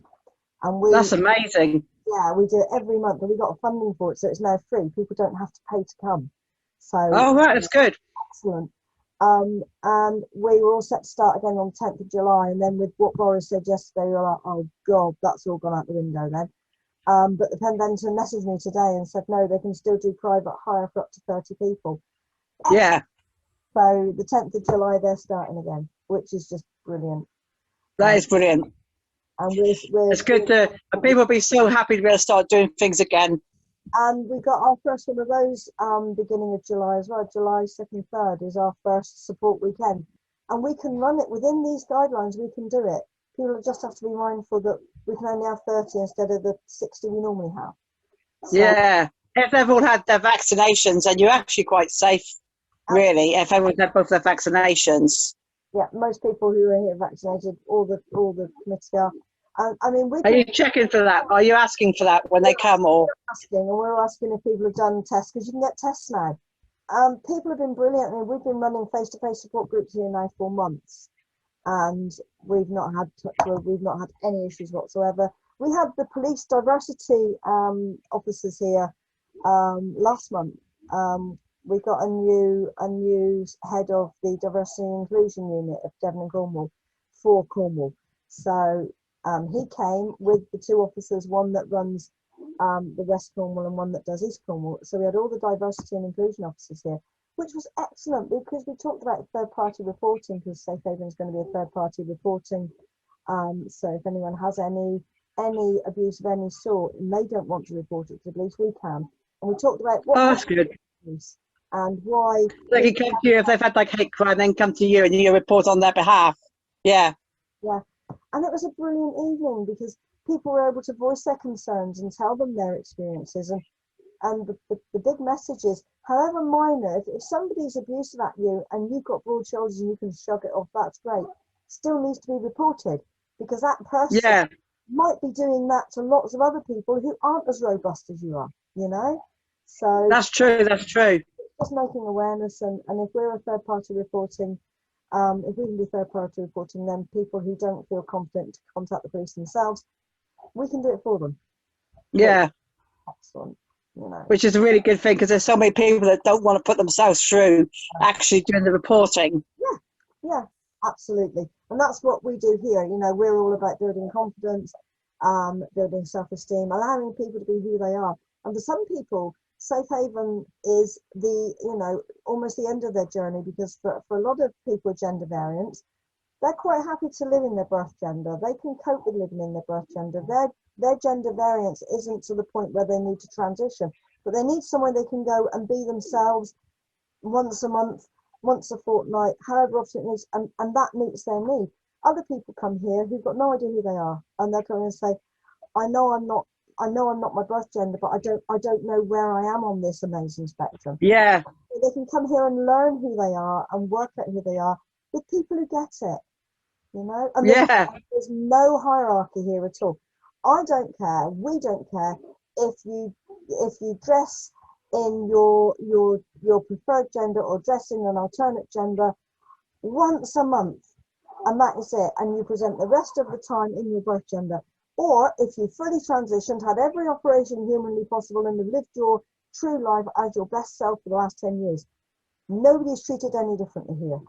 I get really cross when people say, oh no, they're just a cross-dresser. There's no such thing as just. No, there isn't. You know? I say clothes are clothes. The reason we wear clothes is because we have to cover our body. So therefore our clothes should be able to express us as people. Absolutely. If we have to cover our bodies, then we should cover our bodies in what we feel comfortable in. Absolutely. And if that's someone who was born a male or wants to stay a male or wants to wear a dress, then that person should be able to do so without being called a cross-dresser. A dress, all clothes need to be classed as clothing, gender neutral. Whether it be a dress. When Eddie Izzard was challenged a few years back now, so he said, oh, you wear women's clothes. And they said, I don't wear women's clothes, I wear my clothes. Yeah. Eddie Izzard has now actually come out as trans, but I don't think Eddie Izzard actually wants to transition, just wants to be classed as trans and carry on being Eddie Izzard. So people like that. There's a lot of people like that, and I get very cross when, you know, a lot of the work that Safe Haven do. We do prides, we do events, we go to STEAM fairs, we go to Travidic Day, we go to Murdoch Day, we go all over the place with our stand, and it's to educate people, because unless people have things explained to them, they're never going to get it. And this is, you know, education, get out there that, you know, gender's not a fixed thing. Gender doesn't define you. And if you identify as male or female, you don't have to behave ultra masculine or ultra feminine. It's all a movement. It's all a spectrum. So is there anything else you want to ask me? So we've covered the website and we've covered all of that. Yeah. Have you got anything planned for the future? Are there any special events you're going to? Coming up. We've just had international speaker called Harriet Bratt, who came here, and she does motivational speaking, and it's all to do with empowerment and being able to be yourself and having confidence in being yourself. And it was incredible. She was here last weekend, and we're going to be doing another one, and she does firewalking. She's going to be doing firewalking. So that should be hopefully beginning of July. Our event weekends will start again beginning of July, because we can have 30 people here. So it will be numbered and following all the rules like we always can do and like we have all the way through. So it's all different events each weekend. One weekend a month. Yeah, one weekend a month. We do, and everyone's different. Yeah. And as soon as things start to open up again, we'll start to be able to run things. Our spa night starts on the 10th of July. That's the first one. So we're just waiting for things to open so we can get going, because we've got so much planned. We're hopefully going to be at Plymouth Pride if the Plymouth Pride organisers ever get back to us. And we'll be doing Cornwall Pride. So we've got things coming up. We'll be out and about again soon. Sounds really fantastic. Well, it's good talking to you today, Pixie, and what you're doing is absolutely fantastic. Absolutely great job you're doing there. Thank you. And hope you enjoy the rest of your day, and we'll see you soon. Take care. You take care. Bye. Good afternoon. I'm speaking with Helen Belcher and Rico Chase. And if you'd just like to briefly introduce yourselves to our audience and give them some background of who you are and what it is you actually do. Hi, I'm Helen Belcher, and I'm the chair of TransActual CIC, as much as with many other things as well, but we'll talk about TransActual this afternoon. So hi, I'm Rico Jacob Chase, pronouns he, him. I'm a director at TransActual UK CIC, and I work closely with Helen. Excellent. And what is it that you actually do at TransActual? Can you just give us some information on how it works or what it is you actually do for the trans community? Yeah, sure. So TransActual UK was founded in 2017 following depressed transphobia, but we've expanded significantly since then. So we're run by trans people for trans people. We advocate, inform and empower members of the trans and non-binary community. So how do we do that? We have three main pillars of focus: media, legislative reform, and Helen, help me out here. Thank you. I always forget the last one. Healthcare. So what does that entail? So in the healthcare forum, a good example is that we're running workshops for trans and non-binary people, for initiating those discussions with GPs. When it comes to legislative reform, Helen works really closely with MPs, sort of advising them on legislation that could be considered to be homophobic or transphobic. So yeah, we decided that these different streams off the back of a survey, asked the community what they want us to focus on, and that's what we've done. I think ultimately what we're trying to do is be an advocacy organisation for trans people, run by trans people, and looking at correcting a lot of the myths, giving people information, because there are myths within the trans community as well as myths peddled by the media about trans communities. So it's important that we get the right information out there and as much as possible actually empower trans people to make our own decisions about what we want to do. And we can only really empower people when they've got the right knowledge in their hands in the first place. That's excellent. I mean, I am a member of Agender, and I'm fully aware of the need for this continuous education, not just within the trans community, but for members outside the trans community to have some understanding of what it is we are and what we do as human beings, pretty much the same as everyone else. There's no difference except that we're trans. So based on that, on what you do, has it been a major change between the trans community, how the trans community has been affected prior to going into the pandemic lockdown and since we've been in the pandemic lockdown? Well, that's quite a tough question to ask, because the part of the issue is that there aren't very many statistics around on trans people at all. So most of this is anecdotal. But I think with the pandemic, you've got a rise in myths being propagated by the national media, and that's been quite harmful to a lot of people. So I know that a lot of trans people that I speak to, their mental health has taken a bit of a battering over the last 15, 18 months.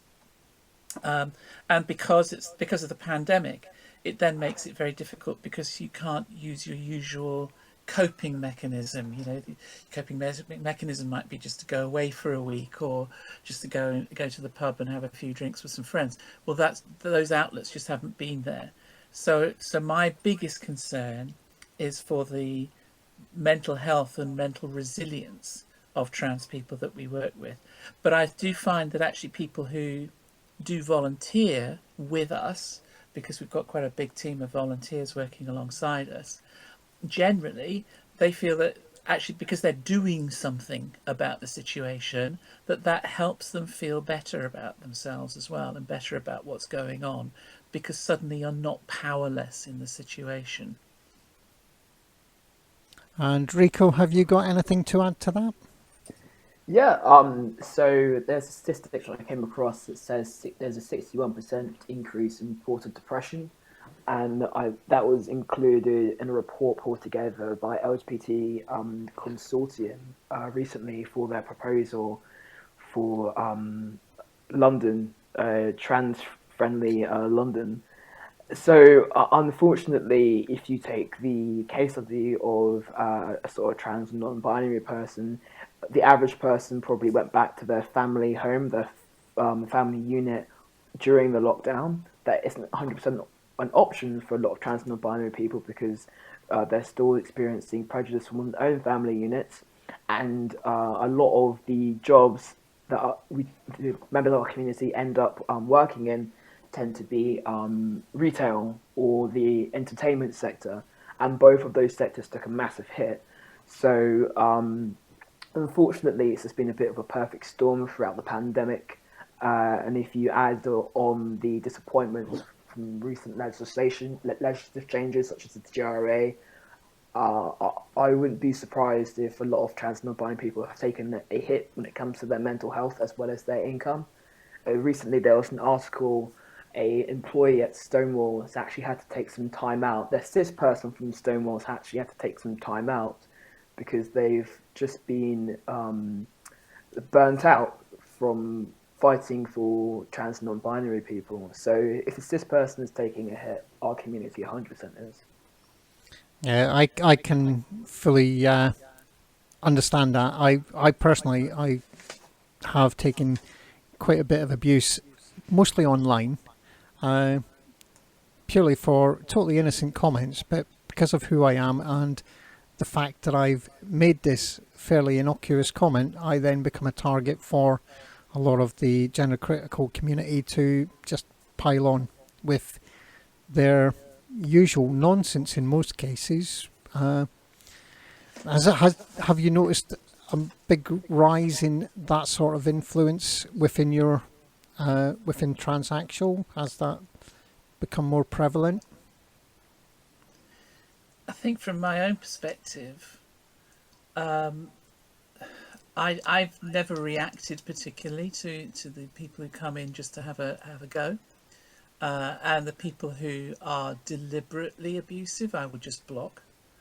So, which is difficult for me because in another life I'm a politician, and I don't like blocking people because I like to be approachable.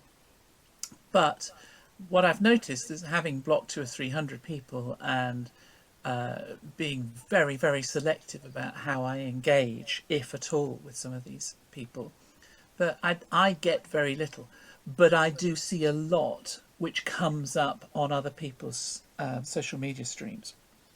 And I think that is worrying, especially when it's then linked to pieces in the press which have distorted or completely misrepresented the situation.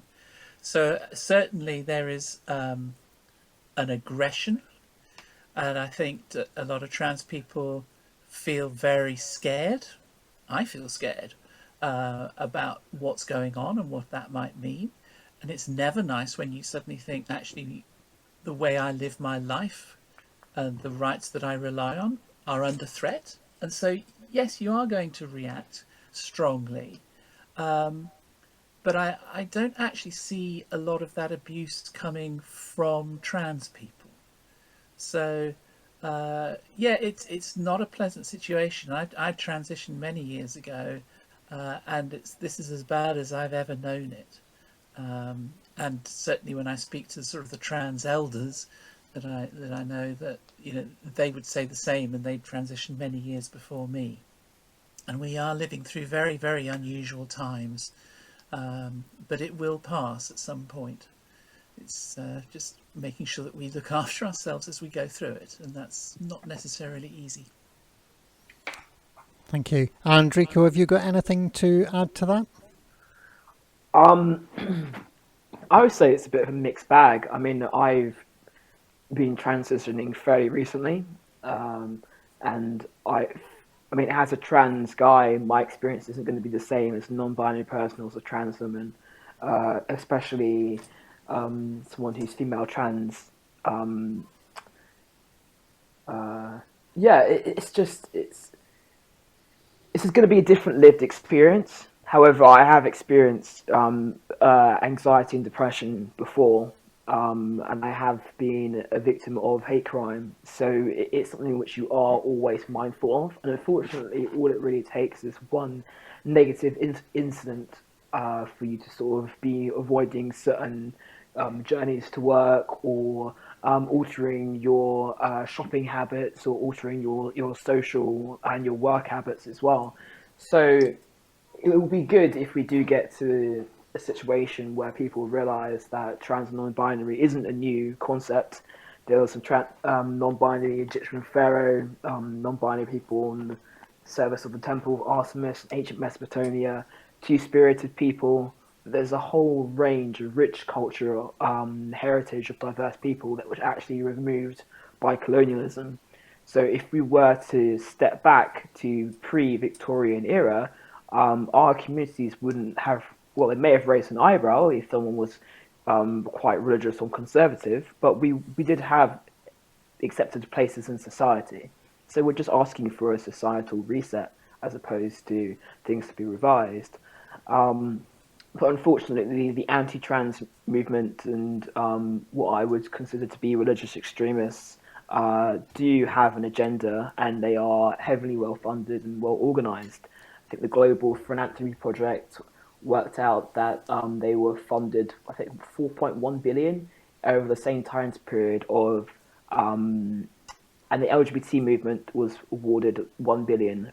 That's not even specifically trans projects, it's the LGBT movement, and that's taken from tax returns, so that's publicly available information. Yeah, so a bit of a mixed bag. Corporations are taking notice, they're taking necessary steps, but I would say possibly a little bit too late for a lot of trans people. I'm sick of going to visuals, let's put it that way. Yes, it's not been very good for a lot of the trans community, but I keep seeing a positive in that's one of the beauties of Trans Radio, is we have a chat room, and we have a lot of members drop into the chat room, and even if it's only for 5-10 minutes, they will get a positive feedback whilst they're in there. And we've noticed that they tend to be more positive with their outlook on the way things are going out there in the public environment. So I don't think it's all doom and gloom. And yes, there is a lot of bad out there, but it's not all bad. But I think there's actually quite a small number of people pushing what I would call hatred. You know, as I say, I only blocked a couple of hundred, 200 or 300 people, and it doesn't really get directed at me.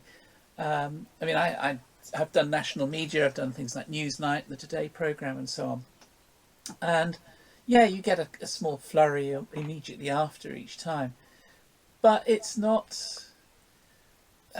It's a few voices making a very loud noise, and once you look past that, actually most people are bemused by the whole thing. They don't understand it.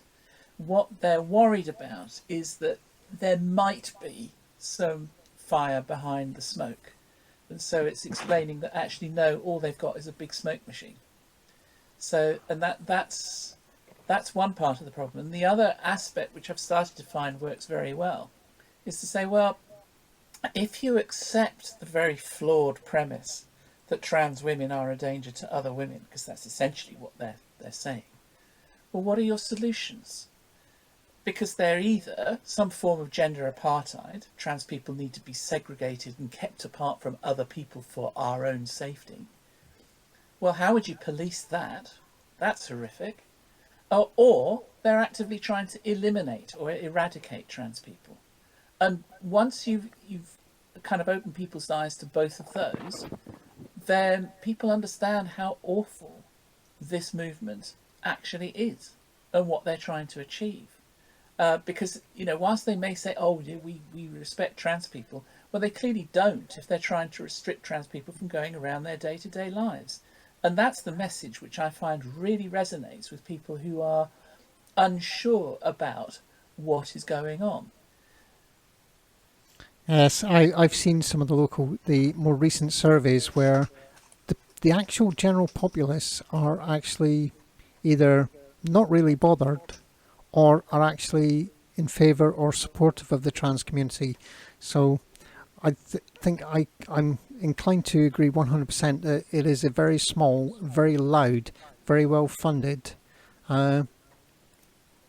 It's hard to far right extremist bigots that are making the loudest noise, and it's history repeating itself as it has done throughout the decades over the years. We've seen back in the 80s the same thing with the LGBT community, with the LGB community in particular, and before that with apartheid in South Africa, and then you had the same during the Second World War with the Perfect Aryans, and it's the communiques that are coming out seem to be the same. Would you agree with that? Yeah, it's a slightly different targets, but it's the same underlying message. And whilst it's alarming, I sat in a meeting a few months ago with an American academic when they were talking to a small group of parliamentarians, and this academic majors in sociology, but her background is in history. And she sat there and said, look, I live in the Western USA. I've got no skin in the UK game at all.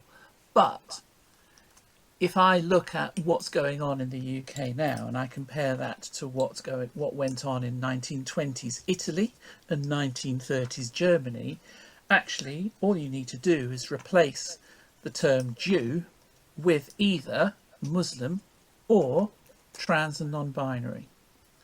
And that really rocked a couple of the Conservative people who were in that meeting. They were really, really stunned by it. And all the Labour and Lib Dem and SNP people going, yeah, that's about right.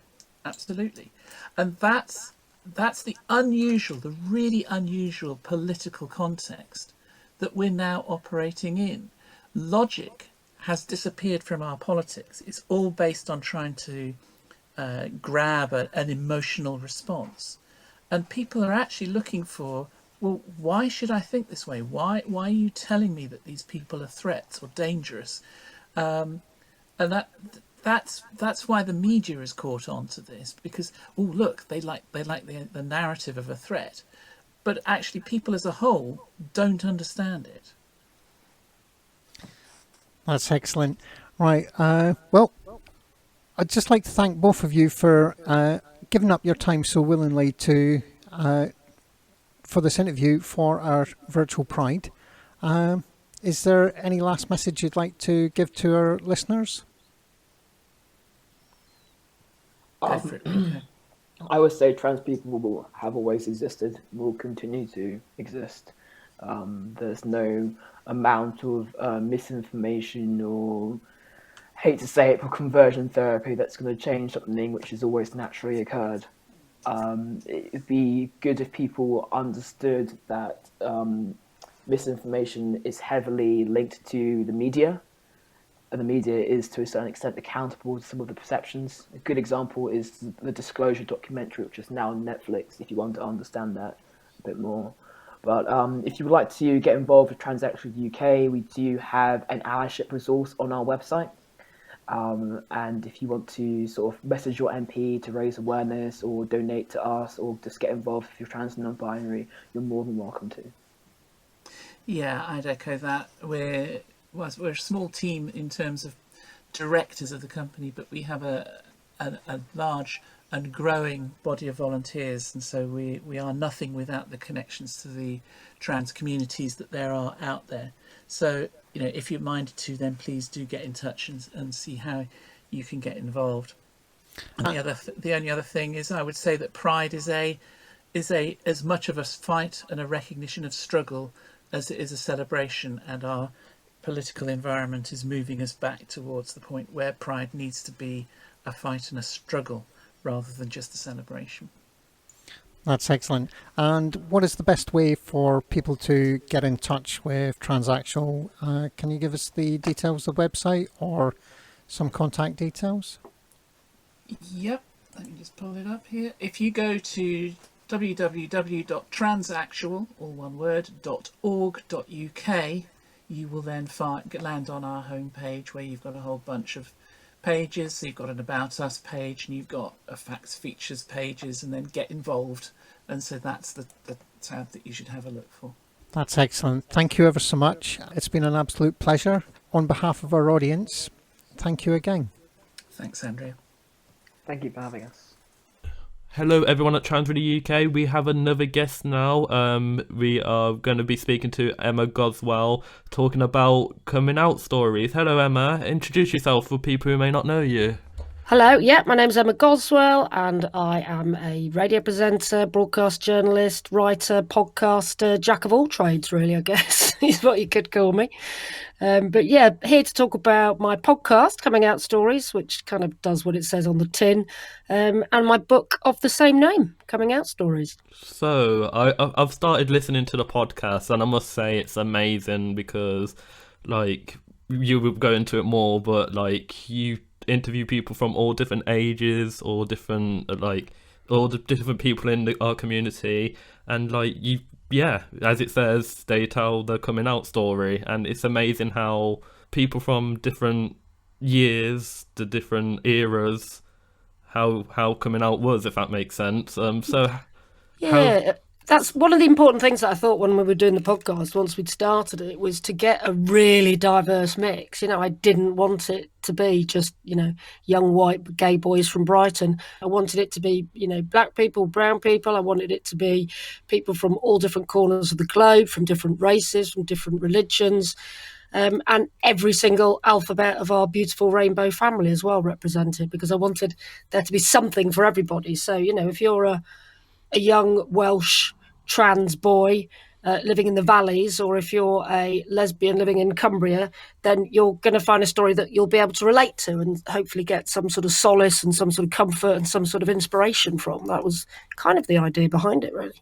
Yeah, and like you said as well, like, I'm not going to lie, I didn't realise, like, of course, as a community as a whole, we have it hard, but, like, especially Pacific people in the community, such as trans, and, like, there was a Pacific episode, because I started listening to it quite, like, 3 weeks ago now. Like, I didn't realise, like, because you did an episode with Ellen, who's bisexual, like, I didn't realise people called bisexual people greedy, or because they like both sexes, that people automatically think they're more sexually active. I did not realise. It's amazing how much biphobia there is within our community as well. We like to think of ourselves as being a very joined up community and all fighting for the same cause and all, supporting each other. But unfortunately, that's not always the case, is it? I've known gay people to be transphobic, and I've known the whole of society to be biphobic. They're always kind of the forgotten sexuality in a way, aren't they, really? Bisexuals always seem to get left out a bit, And I've suffered biphobia myself because I first came out as bisexual, but then I've had a lot of girlfriends over the years who've been bisexual, and a lot of my lesbian friends have gone, why are you bothering? They'll leave you for a man. All this ridiculous biphobia, basically. So it's very prevalent, I'd say. Yeah, and the thing I love about coming out stories is, like, because I'm not bisexual myself, until someone from who is bisexual herself tells the story, you don't really know what it's like. It's the same with trans, if that makes sense. Yeah, exactly. It's well, hopefully it's a good lesson in sort of learning to walk a mile in someone else's shoes, really. And the idea is to spread a bit of empathy around the world, and actually not to preach the converted. To actually, the hope is that, you know, people's parents, people's friends, people's colleagues, they'll all listen to the podcast and understand, you know, if they happen to be straight or cisgendered, understand what it is that people in our community go through. Because I don't think they fully understand quite how difficult it can be just coming to terms with your own sexuality or coming to terms with your gender identity. I think they think, oh, gay people have got gay marriage now. It's all hunky-dory, isn't it, for gay people these days? There's not a single problem to worry about. Well, you know, listen to coming out stories, you'll realise that's not the case, really. Yeah, I totally agree with you there. So, with the Coming Out Stories podcast and book, how did you come up with it? Well, I can't take any credit whatsoever, because it was totally the idea of my friend Sam Walker, who's a very eminent broadcaster. And at the time, she was my landlady, hilariously, and she was like so into podcasting and broadcasting. She had a studio in her own house, and she was already doing quite a few podcasts. And she said, "Emma, I think it'd be really interesting to hear your coming out story and to like collect a load of coming out stories." And I said, "Nah, I can't see that catching on, really. Is anyone interested in what happened to me when I came out?" And she said, "Yeah, I'd be interested to hear your story. And I'm sure people, you know, everyone's got an interesting story, haven't they?" And I was like, "Oh, I'm not sure people want to share their stories, or, you know, it's a talking point still in 2018, I think it was, when we started." And thankfully, she managed to twist my arm, and I thought, well, we'll give it a go, see what happens. And it's gone from very small beginnings to, you know, to just take over basically my life, because there are so many people that want to tell their stories, and they're such worthwhile stories. And I'm really, really glad and grateful that she, as an ally, by the way, as a straight woman, came up with the idea, and has supported me and helped me with the podcast since day one. She also helped co-edit the book when we got the book deal. So yeah, I owe her a lot, really. I'm not gonna lie. As soon as she said she was straight, I'm shocked, like, because it's actually an amazing idea. I know. Do you know what I mean, though? Like, yeah. I don't want to sound rude or anything, but I was actually shocked as soon as she said she was straight. Yeah, no, she is. In fact, when I lived with her, I lived with her and her husband and her 2 kids and all her pets. So yeah, she's straight, but she's a great ally, and you know, she's reminded me how important our allies really are to the LGBT community. And we had to write an article actually for the Stylist magazine once the book came out about how to be a good ally. And, you know, we wrote the article together, but, you know, as she is a good ally, she came up with loads of ideas herself about how people can support the LGBT community, which is so important. You know, we wouldn't have got where we have got in terms of equality. I know we're not there yet, but we wouldn't have got all the rights and all the freedoms that we have got without our straight allies. You know, in the same way that the suffragettes fought to get the vote for women, would they have done it without all the men that supported that movement as well? Possibly not. Yeah, it's just amazing. Of course, the podcast is about genuine feelings and how they came out. Yeah. And after all, we are the same community, but like we said before, everyone comes out in different ways. It's amazing. Yeah. Some people have done it very dramatically on stage. I've spoken to people that have done it via email with attachments. You know, some people choose to do it on the phone.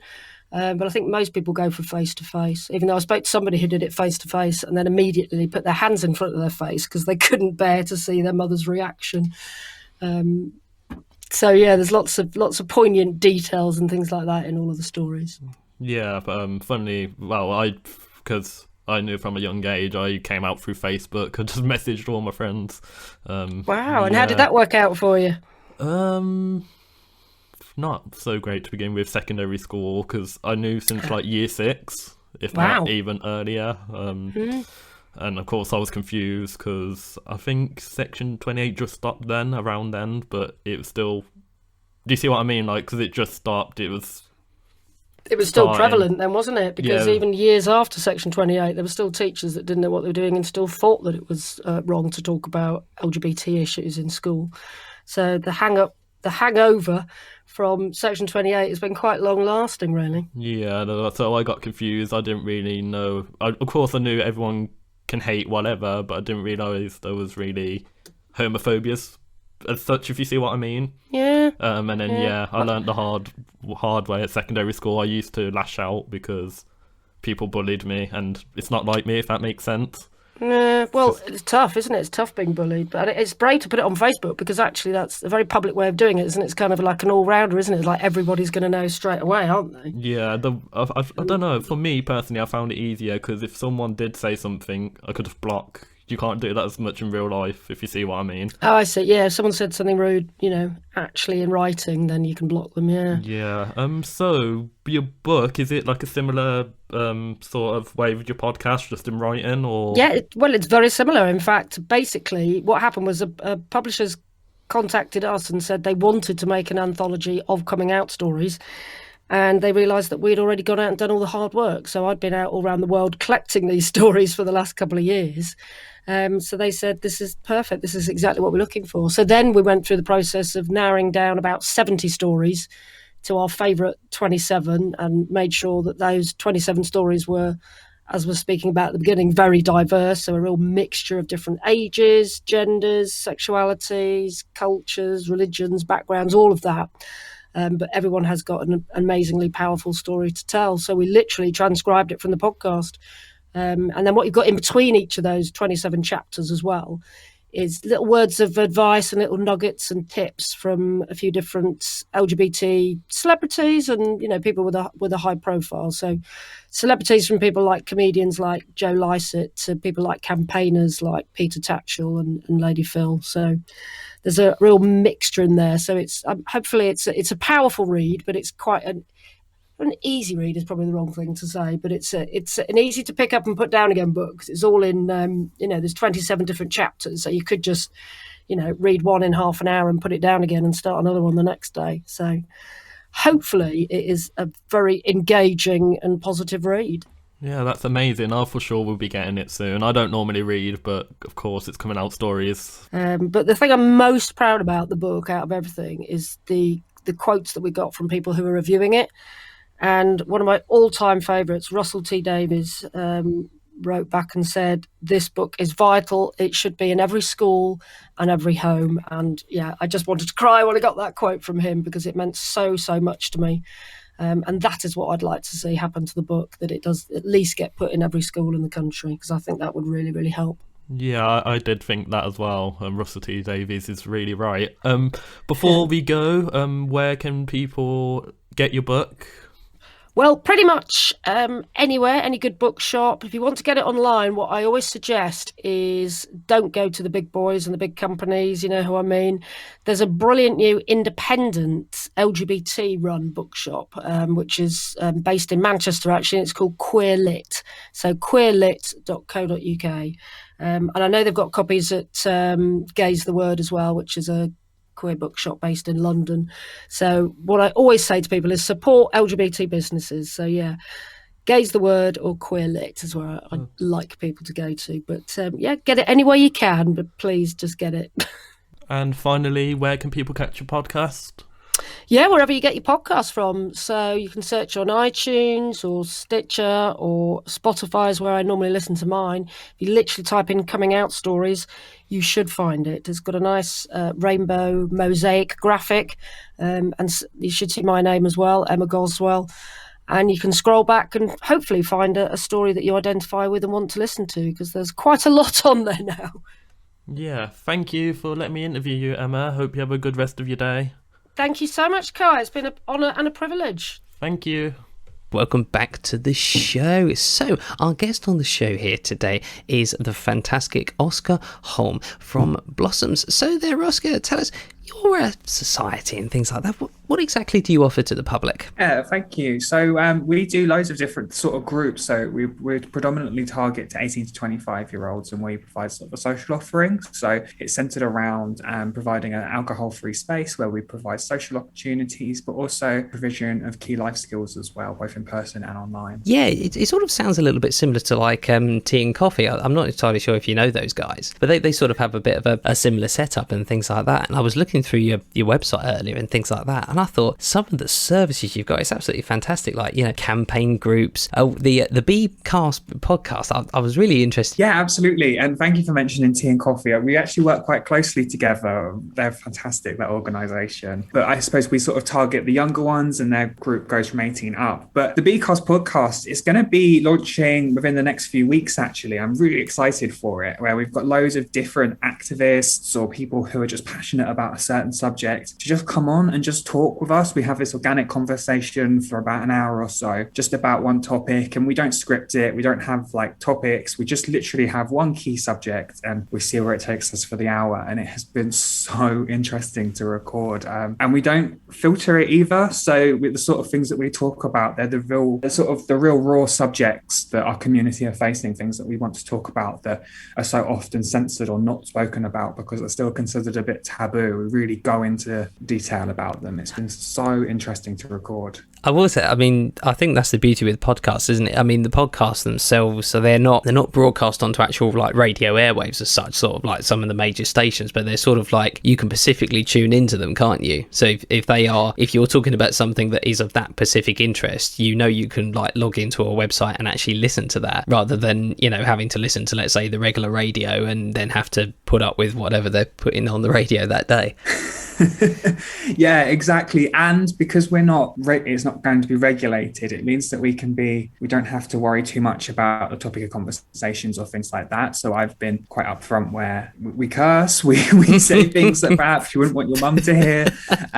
But we start every episode, or we will be publishing a list of sort of trigger warnings and topics that have been spoken about in the podcast, so that it's still safe. But yeah, it means that you can literally just tune in for an hour and just feel like you're part of this conversation about a topic that you could be passionate about, or perhaps you'd like to learn more about as well.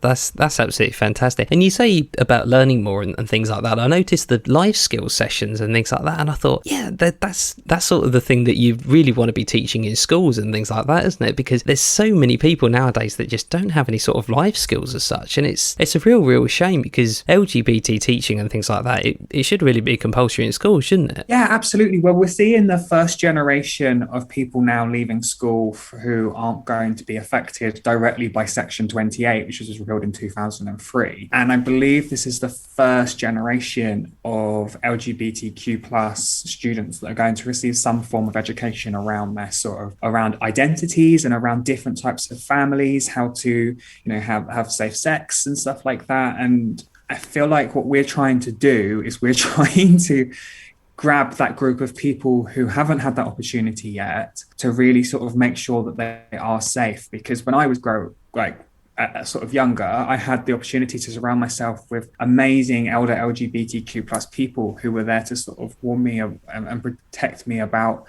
safe sex, tell me about AIDS, and sort of really provide me with that understanding of what our community has gone through. But unfortunately, what we're seeing with this sort of the new level of education is it's still really colonized, and it's still sort of very clinical, and they don't really understand LGBTQ plus identities in the education they're providing in schools. So it should definitely be taught in schools, but it should be taught by experts in the field, which is kind of part of where we sort of propping up. It does seem that there is a very, very great lack of education of LGBT matters in school. And I remember you mentioned Section 28, because funny enough, I'm like yourself, I was educated, unfortunately, while Section 28 was going on. So mention of anything LGBT in school was virtually non-existent. And in fact, if anything, the first time I ever knew about people who were LGBT, for want of a word, was well after I'd left school, sort of aged 18. And yeah, it was just absolutely staggering, because I kept sitting there thinking, there's a group of people who think like I do. This is incredible. How did I not know about this before? I would have thought you must have had similar experiences on that front. Yeah, well, I was really lucky that my parents, that when they sort of came out as, at the time, gay, little did they know that there was that whole gender thing going on as well. But hey,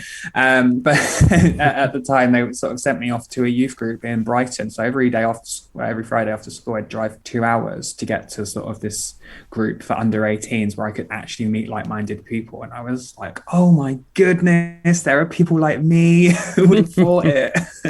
I will admit, I mean, I think I could be wrong about this, but I'm pretty sure they actually nicknamed Brighton the gay capital of Britain. They did for a while. I feel like Manchester might have stolen that title, but I could be wrong. You know, sort of in the last sort of like 5-10 years, there definitely has been more and more communities popping up all over the country. But I definitely think that Brighton itself has been massive on the gay scene for decades as well. But yeah, I think Manchester, there could always be a sort of a bit of a survey as well, sort of like to type it as like, where is the most LGBT populated place in the country? It'd be interesting to see what pops up, wouldn't it? You never know, they might do something funny with the census data and we might be able to find that information out. Well, I was say wine forward 100 years to 21 we'll be able to have a look, won't we? Yeah, exactly. But with all of these sort of queer areas and LGBT spaces, I've really noticed that, and it's something that we spoke about in our podcast in one episode, was that there's still a disproportionate level of LGBTQ plus venues which are just focused around sort of alcohol and loud music, and it's not overly accessible for everybody in the community. So it's why it's so important to us that we're providing alcohol-free spaces. And it's something that the community for ages has sort of been pushed into nightlife and in evenings and stuff like that, whereas we're trying to bring it more into the daylight and say that actually you can meet people and not have to drink. Yeah, it seems like it's almost groundbreaking, but it's really not. No, and in fact, if anything, it's quite surprising why people haven't come up with that sort of thing before. You know, it's surprising that it's only taken up until now for people to actually step forward and actually say, but actually, you know, you could do it this way rather than, you know, that way. Because you're right in what you're saying, a lot of the venues that you look at, especially when you do go to places like Brighton, Manchester, Birmingham, even, you know, some of the gay villages, a lot of it screams, you know, club, party nights, that sort of thing, rather than, you know, just when you see like regular cafes in London and things like that with people sitting outside sipping their cappuccinos and stuff like that, and you sit there thinking, but yeah, you know, we're into that as well, you know. It's well, exactly. And also, I mean, I may be speaking out of turn here and I don't want to upset anybody, so don't be so big quiet. But I feel like those venues are predominantly targeted towards sort of one demographic from the community and not the entire community. And it's so important to us that everyone can come to our groups. It's just obviously within an age range, of course, but like when it comes to identities, it's so important that it doesn't matter whether somebody is they're from the gender diverse community, maybe they might be neurodiverse, or from a different race or ethnicity. We welcome absolutely everybody, and that's something that was also a good learning opportunity from us from looking at what is currently on offer, is that it only really targets one demographic, and we're a whole community that's completely worth celebrating in every way. Oh, absolutely. That's 100% correct there. I've noticed as well, you say about support for businesses, LGBT support in the workplace. I mean, crucial in this modern day and age, isn't it? Yeah, no, 100%. And I think Stonewall do a fantastic job of delivering sort of consultancy and support work for the actual business side of things. But where we're trying to get involved is showing people how to support their end users. So a perfect example would be we're hoping to work with sort of a youth provision soon for under 18s to actually just show them basic ways to interact with trans and non-binary young people, so that they feel like their identities are understood and to keep them engaged. So we're definitely targeting businesses, but it's more so targeting businesses to support their customers or service users, as it's a place that seems to be missed by what's currently. Support for LGBT people, especially in years gone by, maybe not today, but in definitely years gone by, it's virtually been non-existent, because it's, you know, even some terminology that you could use in the workplace and things like that. I mean, I know there was one term, obviously I won't say it on the radio because it'll have to be censored. But you know, it was quite sort of phenomenal, because it was a term that from personal perspective, I'd used in the workplace for years, because I used to work for a van business and they had transit vans. But obviously the thing is, people would then refer to transit vans as XYZ. Yeah. So, you know, and then of course the thing is like, but you then come into a community like this and say a word like that because you'd be strung up on the spot almost. Yeah, well, actually, it's really funny. I did 2 years working in construction. No, I didn't get my dainty little hands dirty, but I did. I did sell construction sort of materials, and it was probably one of the least politically correct industries that I worked in. So I know what you mean there. Yeah. Well, same again. I think sort of industries like that really would be the first industries that you'd go and target to reform, to be honest, because they'd be the ones that would be the not the most racist as such, but definitely the ones that would be the most misunderstood. Yeah, I think that's where you've hit the nail on the head there, actually, is the misunderstood aspect. That I was really lucky. So I worked in construction for 2 years, and my identity was never once a problem for anybody. The problem was that people didn't know how to react or what to say or how to speak to me. And I think that was more of a struggle than actually the acceptance part. I mean, you're always going to get one or two people who aren't comfortable, but for the most part, it was more of, I don't want to say ignorance, because it doesn't sound like a very nice word, but it was ignorance more so than a problem with myself, I believe. Well, I think to be honest, it's industries like that are definitely changing. People are definitely starting to become more aware of us, more accepting of people, and yeah, you know, maybe a generation and generation two from now, workplace discrimination like that would just